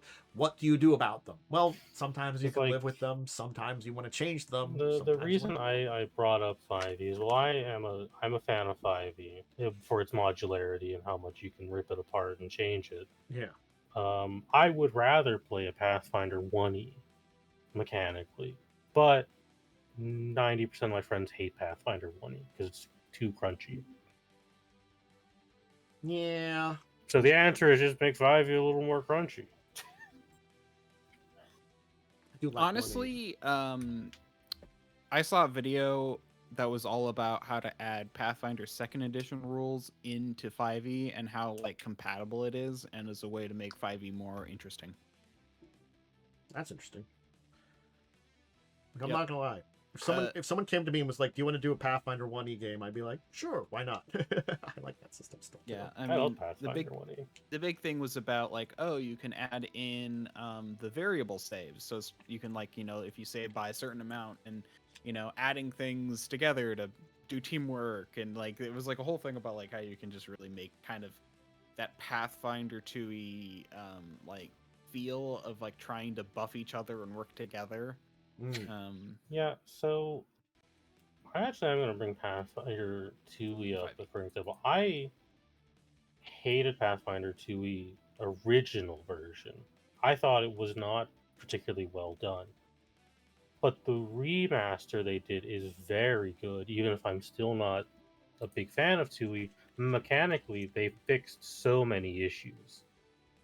They did. Most of them were like kind of with the way they basically made it so it didn't channel you as hard into certain things Mhm. with classes. Because before it was all like, oh, only the monk gets like melee like unarmed proficiency. Now they made the proficiencies tiered, and as long as you get the tier, you get everything below it. Whereas instead of being like, you only get martial weapon, or like you only get simple and martial, you only get unarmed, you only, Because when we did the little like 4-session Pathfinder 2e test when it first came out, where I played the Kobold, I didn't know what the hell I was doing in character creation because it wasn't very well explained. Yeah, Um, that too. The like, a fact lot that of the they just book went just- straight to y- the the, pluses like, instead of the. taking malices and stuff was like, okay, I don't really like this. But Yeah. when I did it for when I was in your most recent 2e game for a little bit, despite having to drop due to my life falling apart, as it does once a year, I made that character in like 20 minutes with no issues. Yeah. It was definitely a thing. Well, you technically made one mistake, which I found way later. Yeah, but mistakes happen. You literally forgot to select which attribute was your main attribute, because you can choose between Dex and Strength. Yeah, meaning you were literally missing an attribute point. that's fair.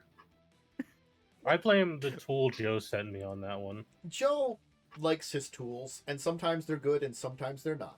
Like, I'm not gonna lie, I like Chummer because it keeps track of everything, but otherwise, I like Chummer because it does the damn math for me. Yeah, it's like, you've done the math. That's all I used it for. Was it like, let me So- do these Well, calculations? let me put it this way: I didn't use Chummer, and I had a spreadsheet that I had to use Yeah, I to was make sure like- everything added up properly.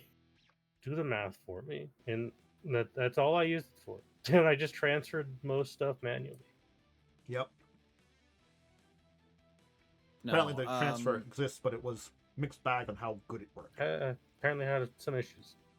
Yeah, and that's actually why I think 5e's the priority mechanic makes it so much more complicated. Like if you just have karma, then you just have to keep track of one resource and spend it. Whereas like the priority system Oh my gives God, you when literally 5 different resources, and you when have to I- keep track of all of them separately, when- but some of them can be used to transfer between each other. And if you do that, When then you have to I- keep track of what. Oh. When I opened up the Shadowrun book to be like, all right, I'm gonna like start making some character ideas, and I saw that priority system, I closed the PDF and went to bed. I honestly, yeah, no. I realized I honestly let you go. forgot how bad the priority system was messed up in 5e compared to the old one. Because there was an old priority system. I think that was 3rd edition had priority. Third edition had priority, and then 4E had point buy stuff. Yeah, the karma point buy system. And then I think largely most of 5E's character creation is fine. It's just they didn't do a great job explaining priority. And I'll tell you, I don't mechanically do a lot to 5e. I'm just sticking with 5e for now. I'm not doing a lot unless I need to. I haven't found anything yet. I'm mostly just, changing the adventure that I'm running. It's because technically it's much mechanically in 5e that needs changed. Well, technically it's a 4e adventure anyway, so I'm just like... Also, 5e is still mechanically very, very similar to 4e. Yeah. Yeah. I do want to say, so, like, I was thinking about the actual, like, nature of the mechanics for 5e, about how the character creation works, and I realized, as I kind of just alluded to a minute ago, like, the issue is resource tracking. When they did the prior, like, we were like, the reason the point buy system is so simple is because you have one resource to keep track of when creating a character. Yeah. Whereas the priority system is meant to be like, oh, you just pick these different things, but then they made so many ways to bridge between those things that you're suddenly having to keep track of 5 resources at character creation, all of which, some of which can be transferred between each other. And it creates a lot more of a mess because of that. It was one of those... And so it's like you have to... It's so much more convoluted as a result. There is a level of difficulty in the point buy system, but it's like it starts from an easier point because you are choosing then, I divide these points between these things. Yes, these points might buy other stuff, but it's starting from a similar spot, breaking it down into those things. So even if, like, I'm using points of my character to switch into money, okay, that's a different resource, but I, generally speaking, know how many points equals how much money, and I know how I can break that resource down. I can still break it down to the points section a lot of ways. So I can see how that's a lot easier to kind of break everything down. I'll really tell you, it made me genuinely appreciate the Wrath and Glory rulebook so much more, because every single mechanic in the Wrath and Glory book, well complicated, next to it has an infograph that explains it to you like you're a toddler. Yeah, actually, I like that about Traveler as well. Traveler is really complicated, but they literally have a flow chart for how to do character creation because it is complicated and it's nice. Like when I was first picking up the system, it helped, and then once I got the hang of it, I was like, okay, cool. Yep. Yeah, it's definitely one of those things that, like, reflecting upon it, it's like an interesting thing of seeing how Shadowrun kind of almost messed up a little bit in 5e, again, it's one of those things is it comes down to there are interesting changes that exist within the mechanics of 5e more than just character creation. Just character creation is a hot mess. They led, hey, people like the priority system from before. Let's screw it up. Yeah, I want to point, like, for me, having only played 4e, which was the karma system, looking at priority, my thought was, he didn't say what priority we were playing, so I'll deal with this later. Yeah. Because I assumed it was tiers of play. Yes. That makes sense. Because a lot of systems do that for character creation. Yeah. Yeah, they do. I can see why that's confusing. I forgot all about that. But as soon as you mentioned that, I'm like, oh yeah, they do that. That's correct. Yeah. It's an interesting thing that you will oftentimes find a system that has issues, and it's just you have to figure out what you want to do with those issues a lot of times. Do you want to try to fix it? Do you want to ignore it? Do you want to hope the people that are publishing it fix it at some point in time? Or maybe they have fixed it and you got to buy another book. I think that's the big complaint I have with these systems that fix themselves with a lot of extra books. Gotta get a lot of extra books to get those fixes in. The chances are, if there's a mechanic you do not like or is broken in a tabletop RPG, there's a huge chance someone else has already fixed it for you. Unless it's the Dark Souls one, and then I don't think anyone can fix that. Or it's a small one that has like 5 Yeah, people like who like it. a very small community. Or you get the feeling that maybe for something like certain editions, that people might just be like, just play the old one. Like, I mean, like, Yeah. I'm curious if anybody has gone into like Vampire 5e and figured out a way to fix the issues with the blood system that they have. I looked into it. I believe it would be easier just to go play 20th. See, and that's why I think like probably people haven't fixed it. They're just like, go play 20th, you know. It's the hunger rules are so ingrained that you should just go play the older edition instead of trying to fix it. Yeah. And that's kind of something that can happen with editions. Where it's just like, the people that are developing it don't always take a look at like what really is popular, what's great. They might have an idea of their own. They might not be listening to the right people. There's a lot of questions about that change about it. And again, like, I'm not saying that, you know, maybe the reason that they took the direction they did with Vampire is that they felt that's what was the essence of the story they wanted to tell. And I think that's fine too, because as I said, that is some of those stories. But it wasn't what most people played with, was the problem that at least I knew. Some of them played with it occasionally, but again, it was like the intrigue and politics on top of like being an inhuman monster that people liked. And when you prioritize the other one than what people liked, it's weird, you know? And that's the thing. I think there really are kind of two sides to Vampire. One is politics. The other is, I've heard referred to as sex murder. Yes. Kind of. I haven't heard it called that. I haven't. That's literally pretty accurate. Yeah. It wasn't wrong, but I was also like, oh boy. No, like literally I was really into World of Dark or Chronicles of Darkness when it was like popular. And like that's basically the sometimes like what was like referred to when people talk about Vampire. Yeah, so I was playing some sex murder. It was like, oh my gosh, why? But it's so accurate. Yeah.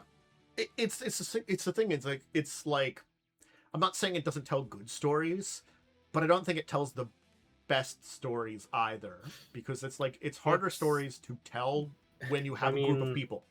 I feel like you can look at the cover of the books and you can get a pretty good idea who the target demo is. Yeah. I mean, the older books didn't have really much covers. They were just like names on like color patterns and stuff like that. Occasionally pictures. But, something I'll bring up, since we do keep going back to V20th versus V5. It's a very easy one to go because I think it's the strongest example. When you run a legacy system and you encounter mechanics you don't like, you are going to have to fix those yourself, because that is no longer an actively developed game, so the company will not go back and fix it. Yeah. VTM 5e has the benefit of being active development, so they can listen to complaints and then fix stuff in the next book. Yeah. You know what? Yeah. That cover just reads sex murder. Yeah. Especially the 5e ones. The 5e book. Yeah, that's what I mean. 5e ones really read sex murder. Yeah. The 5e one especially screams it. You know, they wanted that to be their direction, and they stuck with it. You know, I mean, the books are very pretty. I'll give them that. And again, it's the art is very well done. I think there's also that aspect of like popular media tends to aim towards that when it comes to vampires.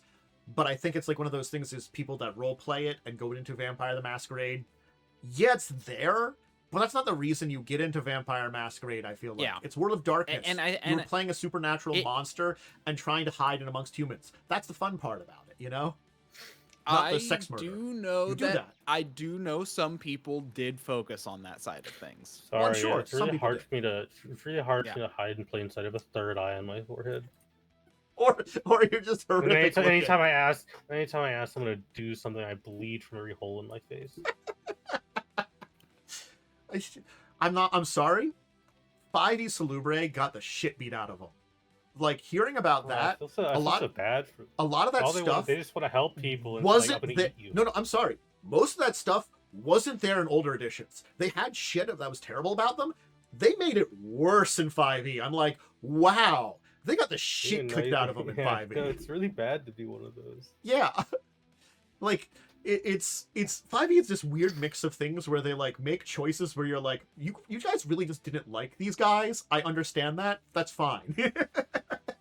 Like, apparently they loved the Simiche, but hated the La Sombra and, like, other things like that. Like, I'm gonna admit, just removing the Malkavian's direct madness ability, I'm fine with that. They didn't need that. Yeah, they had that for a while. More palatable. It's more palatable, and having that kind of as a side thing, they can kind of do that with some other abilities. Cool, great, better. We've already improved it, you know. And it's like some of the other ones, cool, great fixes about it, you know, like and things like that. And I think it sounded like they've fixed up and solidified the entire blood magic / thaumaturgy thing, which was too much of a hot mess, and it sounds like they improved that. Cool, thumbs up on that one. I don't know why they got rid of shadow magic though. Cool, because well, I can truthfully say I think VTM 5e was always going to disappoint people because it is taking an old, very complex system and presenting it to a modern audience. True. I mean, I also want to say that I don't think World of Darkness 5e really had a great chance of success. No. Because if you type in Werewolf 5e or Vampire 5e into a search bar, you get the stats for 5e D&D. Yeah. For those pages. Yeah, it's unfortunately very badly branded. Yeah.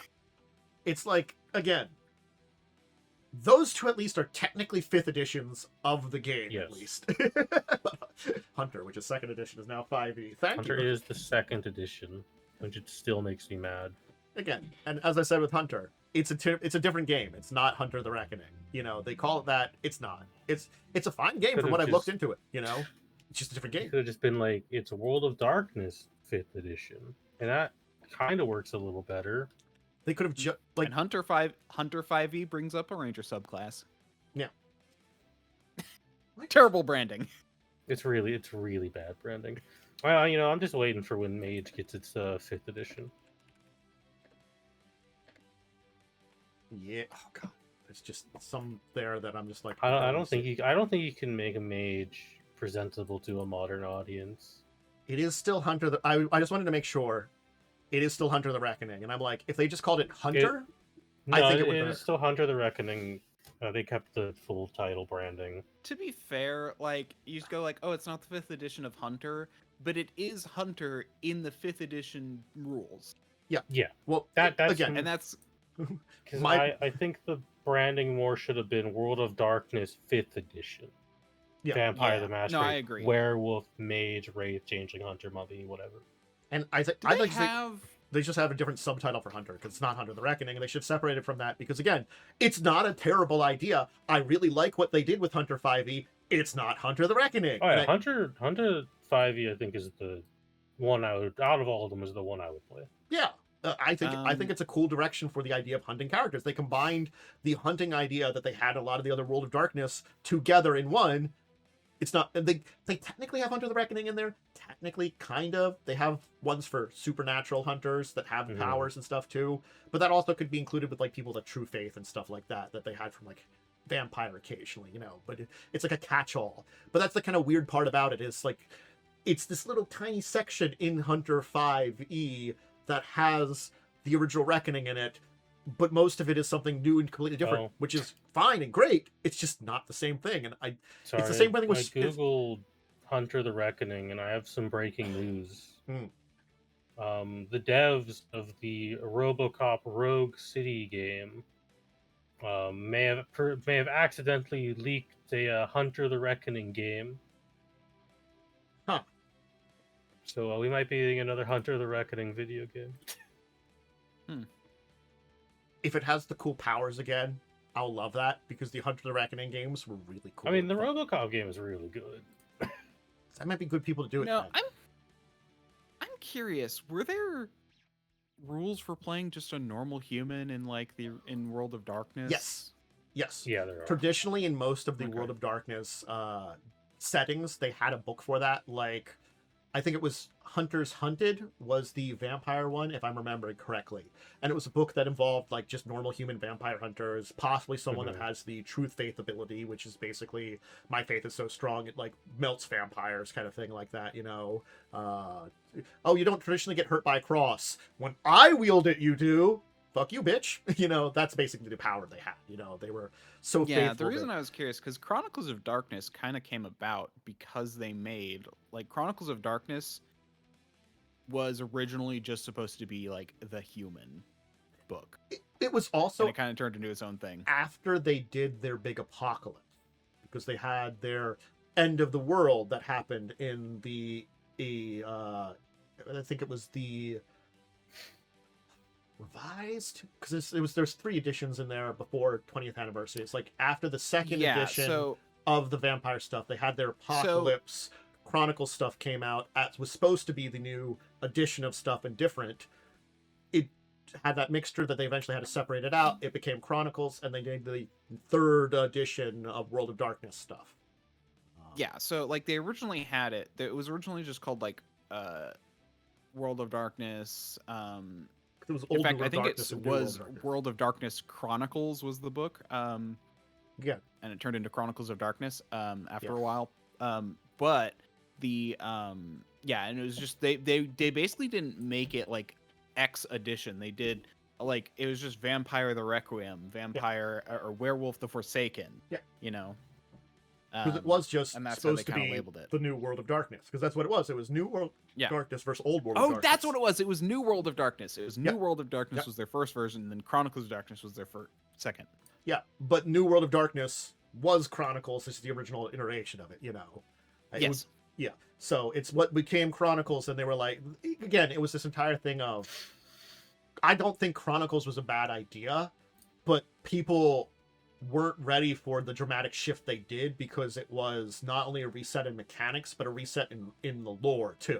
It was a double. So they did the it wasn't that big of a reset in mechanics, and those resets were actually the same from Enwoad. Interesting. It's been a while since I checked the original reset between them because I kind of started basically after all that shit gone down, you know, with World of Darkness. Funny stuff. enough, basically the Enwoad mechanics were decently different. The big thing between Enwoad and Chronicles was basically changing the experience mechanic. Okay. To simplify it a lot. And I actually think they did a really good job with it.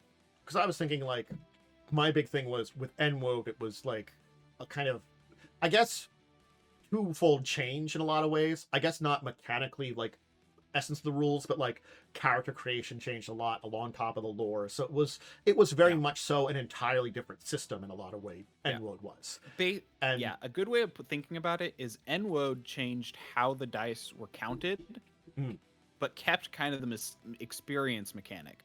Chronicles then changed the experience mechanic, which created this almost full new game by switching both over to editions. Okay. But each one wasn't actually that big of a change. Again, I think the two combined of like the world reset and that was enough to like start like confusing and turning off people. You know, I think that was the problem. Yeah, it was most too people much. Didn't like the fact that they changed everything. Yeah, they changed everything, and I think that's one of those things. It's hard to do that between game systems. It's sort of like let's take 4E. 4E was pretty like mixed bag of popularity. It was still the same worlds, but completely different mechanics. So you only one of them, and it still had a lot of trouble. So like you can see how like Enworld, unfortunately, Enworld had some problems because it was a double change, you know, and you know this entire thing is the mess we kind of get into sometimes with developing and changing games, and I think that's where we can kind of get back to the 5E branch of it, because it's like one of those things is they did changes on both.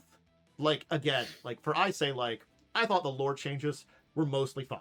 So I think that was why I think I kind of say Vampire 5E. I give it that kind of half thumbs up because mechanically you kind of suck, but like, you know, lore changes, you did like an okay, cool job most of the point. Same with like Hunter. Like it's not again, it's just that you have to balance out changes that you want to do with changes that you can do to what you already have. It's like I think it's the thing is you have to be careful not to rewrite the wheel with the new additions. I want to make a point though, kind of defend it a little bit, because you got to remember White Wolf kind of died because of their terrible racism. Yeah. And then that was in a lot of their stuff, and Chronicles got it and were like, we'll do our own story. We don't want to be associated with this. Chronicles split off to get away from that, which was a good idea.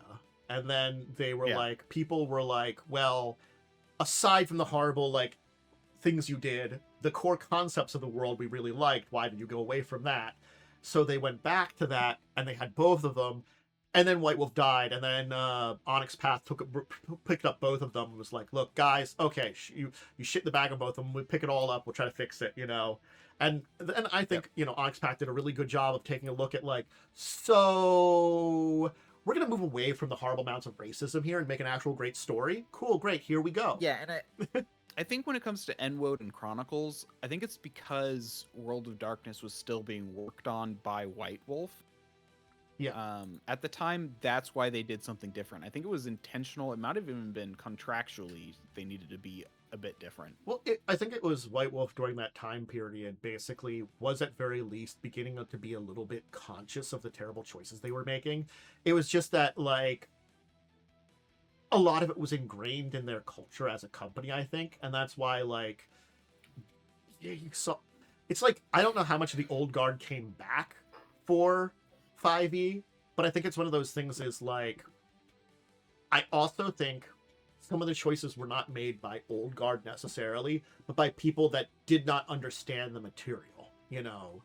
It's sort of like people saw, like, the shit that happened with, like, you know, I think of the Bruja was the big one that had a lot of problems with them. The Bruja was the biggest issue, yes. They took a look at what they were and didn't read the room correctly, you know?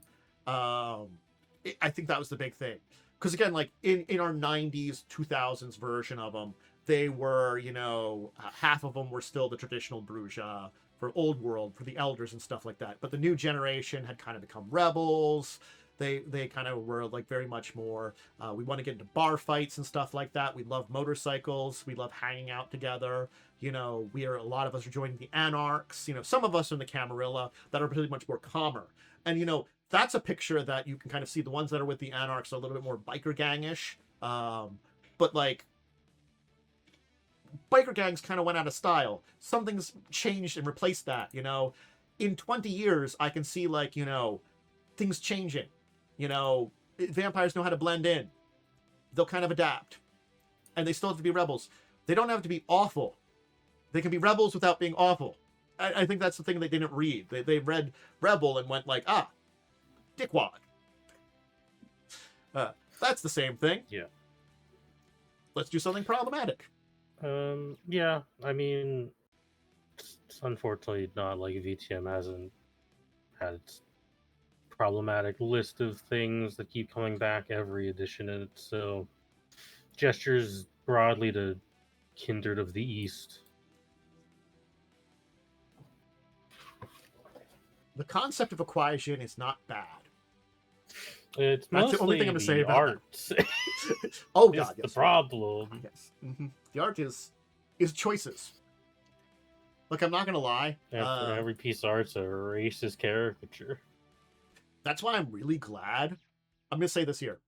I'm very, very glad that it was Onyx Path that introduced so much of global changelings. Because they did a good job of reflecting cultures by the time they did that. This is one of those things that I really love about Onyx Path is, like, if you look at Changeling, because I'm diving into it, they introduced Changeling from around the globe. There was some, but they've done, like, they introduced, like, African, South America, a bunch of other continents and stuff that have their own unique changelings that came into being in those things. And they're very interesting, and they tend to be very reflective of various dreams that could have been in cultures in that area, and are a fascinating group to talk about. Guess what? It's better than a lot of the stuff they did for, like, Mage, because if you look at Mage, there's a distinct difference between this is something Onyx Pack updated, and this is something from Old Lore. And from the Old Lore, I have to go, like, we can talk about this much about it. Mm-hmm. We can mention, these are some problems. If you want to use them, fix it. You know, here's a cool idea. ... You know? So yeah, it's again, that's another thing that you have to do worry about when you're playing around with various editions, is like depictions, art, people that may not have had even if it's not cultural understanding, because it's not always intentionally supposed to be bad, but without a cultural understanding, there are plenty of times to make mistakes. I think it's one of those things. Is the easiest point to point for that one out is when we go back to, remember when we were talking about Shadowrun First Edition, I talked about how bad it is. They weren't trying to be insulting. They were. Yeah, they weren't trying to be, because they were, it's sort of like you can see what they wanted to do with the writing. The average person in North America and Europe in the 1980s isn't the most knowledgeable of other cultures or minority groups. And that's the thing. It was the age before the internet where it was actually really, unless you had like a team to vet things, because it was hard to. You would only know what you saw in movies and read in books. Yep. Yeah. Like I will explain what I was saying about that just a little bit here without getting into too many details. In the Shadowrun storyline, Native Americans get blamed for stuff, go through shit. They awaken magic. They win the war, basically, and get a lot of stuff and reclaim a lot of North America and build really interesting nations out of that. It's just that if you see depictions of more Native American related stuff, especially because they're based out of Seattle, which is, a nation, a small city state that is kind of on the border of a lot of the Native American nations as they are in Shadowrun, they don't depict them well. The biggest problem is, well, we've made all of the Native American shamans. And that's a little weird. They do better on that later, but yes, all the Native they do Americans get much better. But again, 80s, you only know what you see in movies. At least by third edition, I remember they were like, "Hey, here's a whole bunch of different It got cleaned up pretty fast. Yeah, realistically, they were like that. It's like, because it used to be just like hedge magic, you're a wizard or you're a shaman. That was it. They were like, hey, there are a lot more than those. Those are like some basic ways of looking at it, but there's a lot more than that. Here's a whole bunch of extra ones. They're like, hey, you can start with one of these. They still exist, those two versions of stuff. But now we have if you want to go grab this book over here and have another 30 different options for how your magic works. Cool, great. There are a lot more, and many of them are based on other places in the world and other cultures and other things like that. Neat. Yeah. Anyway, I think we kind of hit on everything here with this entire thing. It was an interesting kind of winding conversation, but it's an issue that you can kind of face definitely too. It's sort of like thinking about a good example nowadays is, hey, 5.0, 5.5. Thinking about what you want to change, do you want to change, all these things, the questions about it. You have those questions with the new edition, and especially for a half edition like this one, the questions of are you going to change it or not are definitely a lot more in your mind, I think, than major changes. And especially hey, if we were around during the time of Shadowrun 5e to Shadowrun 6e, or when Vampire 5e came out and you were playing a lot of that, you think very hard about these, should I change the system? Is it what I want to play? Is it what my players want to play? Does it provide everything that I've been playing with before? And there's questions to ask. So yeah, and maybe you have to fix it, and maybe you have to ignore it. Shall we talk about our week? We had a nice long ramble there. It's been a long one. Yes. We had Joe's game, right? Yes. Ooh. Yeah, we did. I'm trying to it's one of those things is, as soon as I say that, I'm like, did we? I remember the last session, because we were continuing our exploration and going into different realms. We did the one with the oozes. Yes, I was trying to think of what we were playing that was killing us. I'm like, we were in that room and things were killing us. It was the two double oozes. Yes. And we beat them. I'm blanking out after the oozes. Help me out here, please. So we then opened up we then found the piece. Oh yeah. We then checked out, went through another portal and found some treasure, and then we opened it up. Oh, and then we ran into the guy. Yeah, that's right. So turns out the powerful being that had tried to usurp the Lady of Pain's power, that got trapped away, he in prison. Apparently, they were trying to get him out because he was the closest thing that it could use to try to usurp her power again. He had a chance of doing it, he just failed before. Like, hey, we're going to give you this powerful artifact that after freeing you, that's going to make you be able to actually do it this time. Cool, great. They freed him, kinda. So, we tried to fix him. I tried to be nice. We have to fight him. Shame. He probably would have been a dick either way. But, you know. Mm-hmm. It would have been funnier if we could have cured him and then been like, hey, look, you know, I'm not saying don't stop your plan at this point in time, but, like, the guys that were doing this were really not being very good in dickwad. And they did just try to drive you out of there and kind of drive you mad. You should probably be angry at them, and then maybe worry about just getting out of Dodge and just calling it a day here. You know, just I would have been on that thing. It's like, hey, you've been through shit. You're free now. Your mind's back. Just don't worry about it. Just kill off. Either ignore those guys because they're dicks and drug you out forcefully, kind of fucking you up, or just go beat the shit out of them and then get out of Dodge. Because, like, you know, look, you know, you're not going to win in good ways. And what they've set up is terrible. But instead you have to fight them. It's fine. It always ends in combat. Mm-hmm. Still, I really do like College of Elegance Bard. He likes his combat. Does like his combat. I don't mind combat as much, but it just feels like it never had that chance. Anyway, so yeah. How about Monday or Tuesday? Momo, did you have anything either of those days? Monday, we started Lightning's game. Ooh. We awoke on a ship with no memories, and we introduced each other. I'm playing a monk. We have a sorcerer who looks like this tuxedo mask from Sailor Moon. Why? I mean, the art, it just has like a hat and a mask, and like, you're just tuxedo masks. I mean, I find that hilarious and wonderful, but still. We have a cleric, and then we have a fighter man, and we landed on Plague Planet, and now we have to go on Plague Planet. Ooh. Plague Planet's always pleasant. Well, good luck on Plague Planet. It's my turn with the 8 intelligence. Now everyone gets to suffer.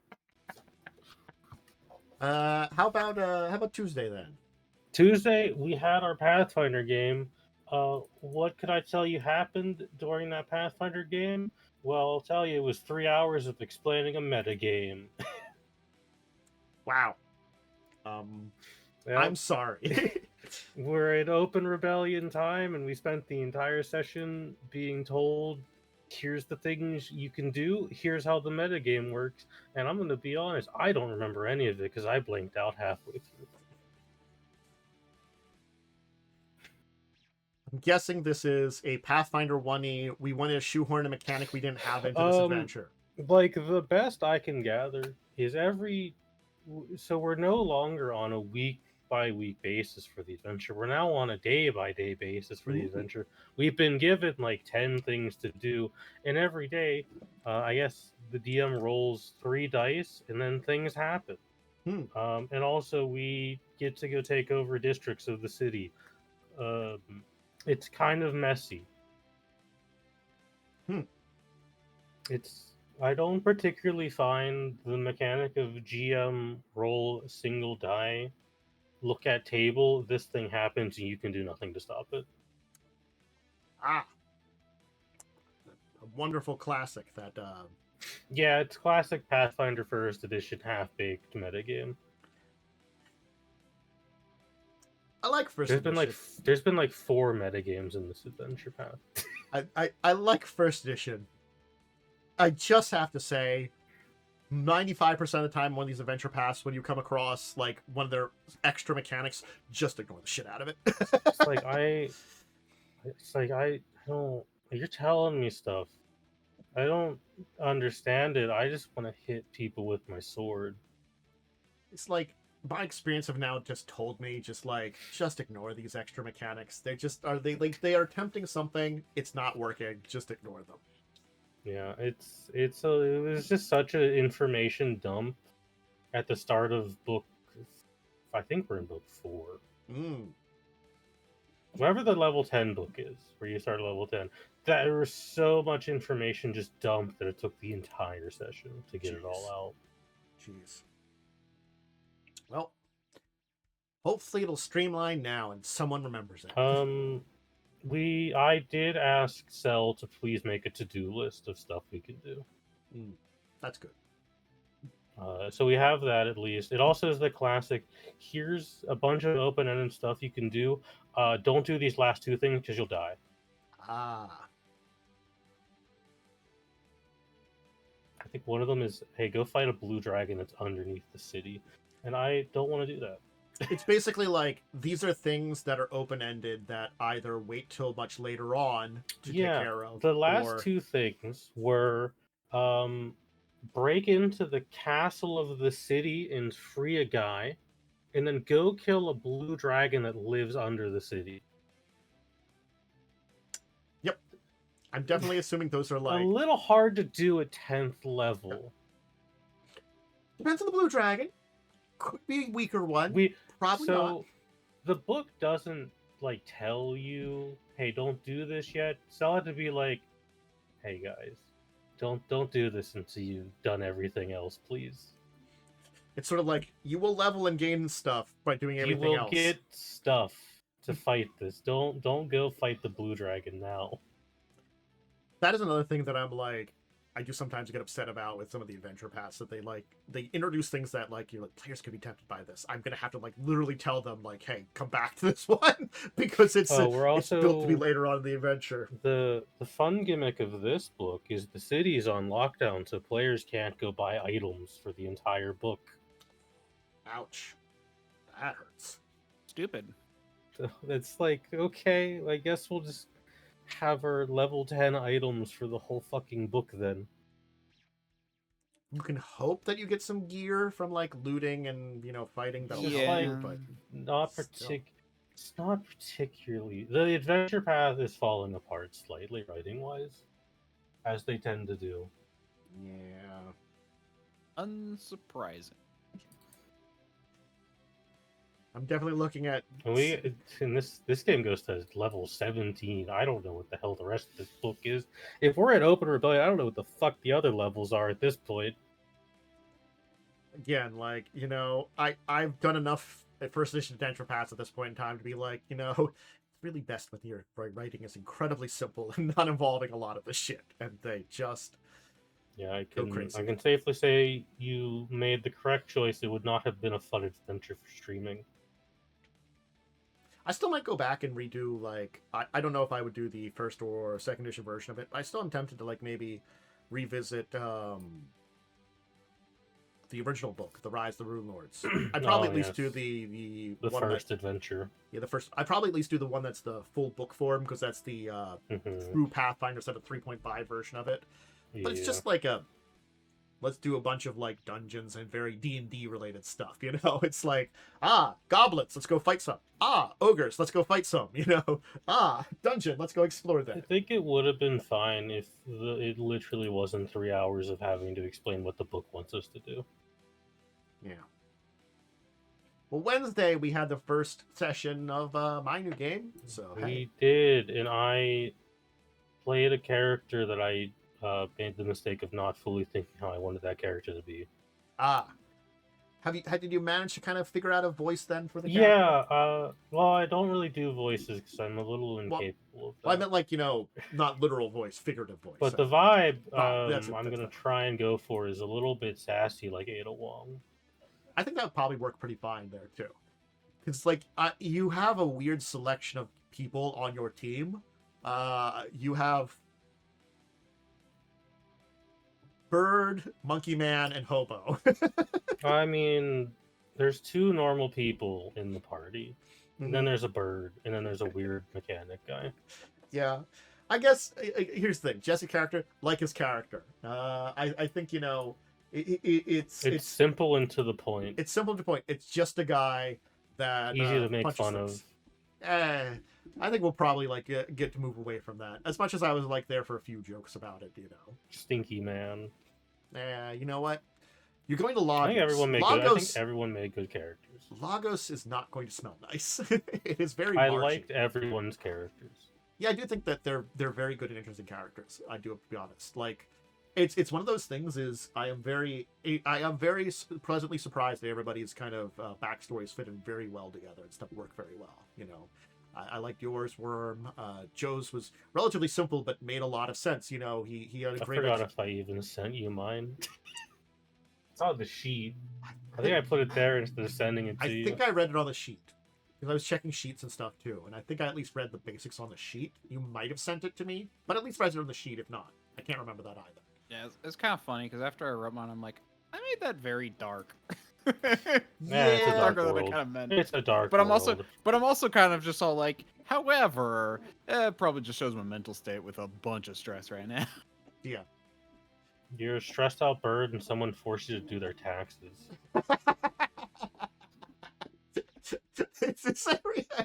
You're not wrong. You're You're doing the books a bird who was never meant to comprehend such things. It's like, look, I learned math. I learned math because you could. Magic I can understand, but math? I just like the idea you learned math You think because closer Joe to my couldn't. backstory than you might think. Why do you people pay rent? Just live in a tree.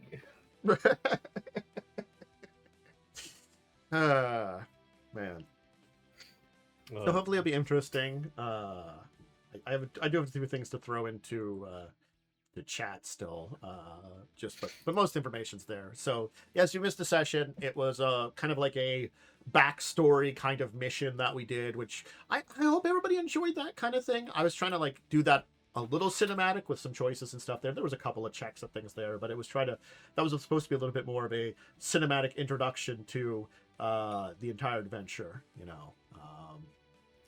where I hope that went well and was very interesting for everybody. And I thought it was fun. Yeah, and then we got into a person that basically saw you guys and was like, "Hey, you guys just did this thing, and that's tangentially related to what I'm about to do.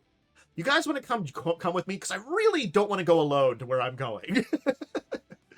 Yeah, those are some real freaks I can hire. It basically kind of was. It was just by that's the thing is like, they don't before that was basically like the intro adventure was definitely something I did, and it was a much easier way to get her to run into you was to have a meeting right before you guys got there, and it was like, oh, she noticed you and was communicating with that guy, and then found out you did the job. You're on her radar, and he was a great like character to be as maybe he was the one that provided her with information that she's been using, so cool. Anybody do anything on Thursday or Friday? Nope. Worm, did you have your game today? Yeah, I did. So I think we snuck into the dragon's lair yesterday or last week. This week we fought the dragon. Then the dragon showed up. Okay. There were two of them. Ah. That tends to be a problem. Yep. So that's what we have to look forward to next week. Ah. Double the dragons, double the fun. Wonderful. Well, hopefully that goes well for your characters. Good luck. 2 dragons. They're better than 1. Yeah. Not for players, but for the dragons. All right, cool. I guess that ends up being our week today. All right. Well, thank you everybody who joined us. Hey, I hope you enjoyed our little jaunt here. We had a very interesting discussion, some interesting games we played, and hey, there was some interesting things came out this week to talk about. So I hope you enjoyed all of it. I guess we'll throw out to people. Momo, do you have anything to throw out there, or good turn over to Worm? Wait, I'm assuming that means throw it over to you, Worm. Yeah. I'm DiamondWyrm. You can find me on twitch.tv/DiamondWyrm or at DiamondWyrm on Twitter, Blue Sky, and YouTube.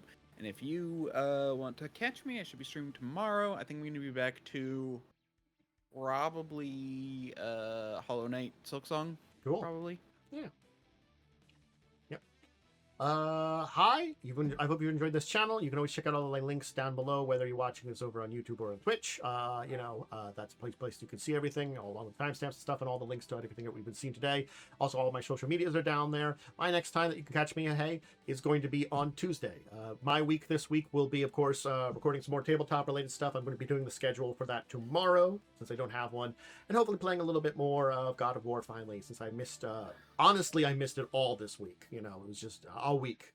And then we've still have to figure out what we're doing on Friday. I think we were discussing between two things and deciding which one we're going to do. That's the basic schedule. It's just the normal one. I will keep people informed about when on each of the days. So keep an eye out. But yes. All right. Everybody, have a good rest of your weekend. And until next week, I say goodbye to all of you. Farewell.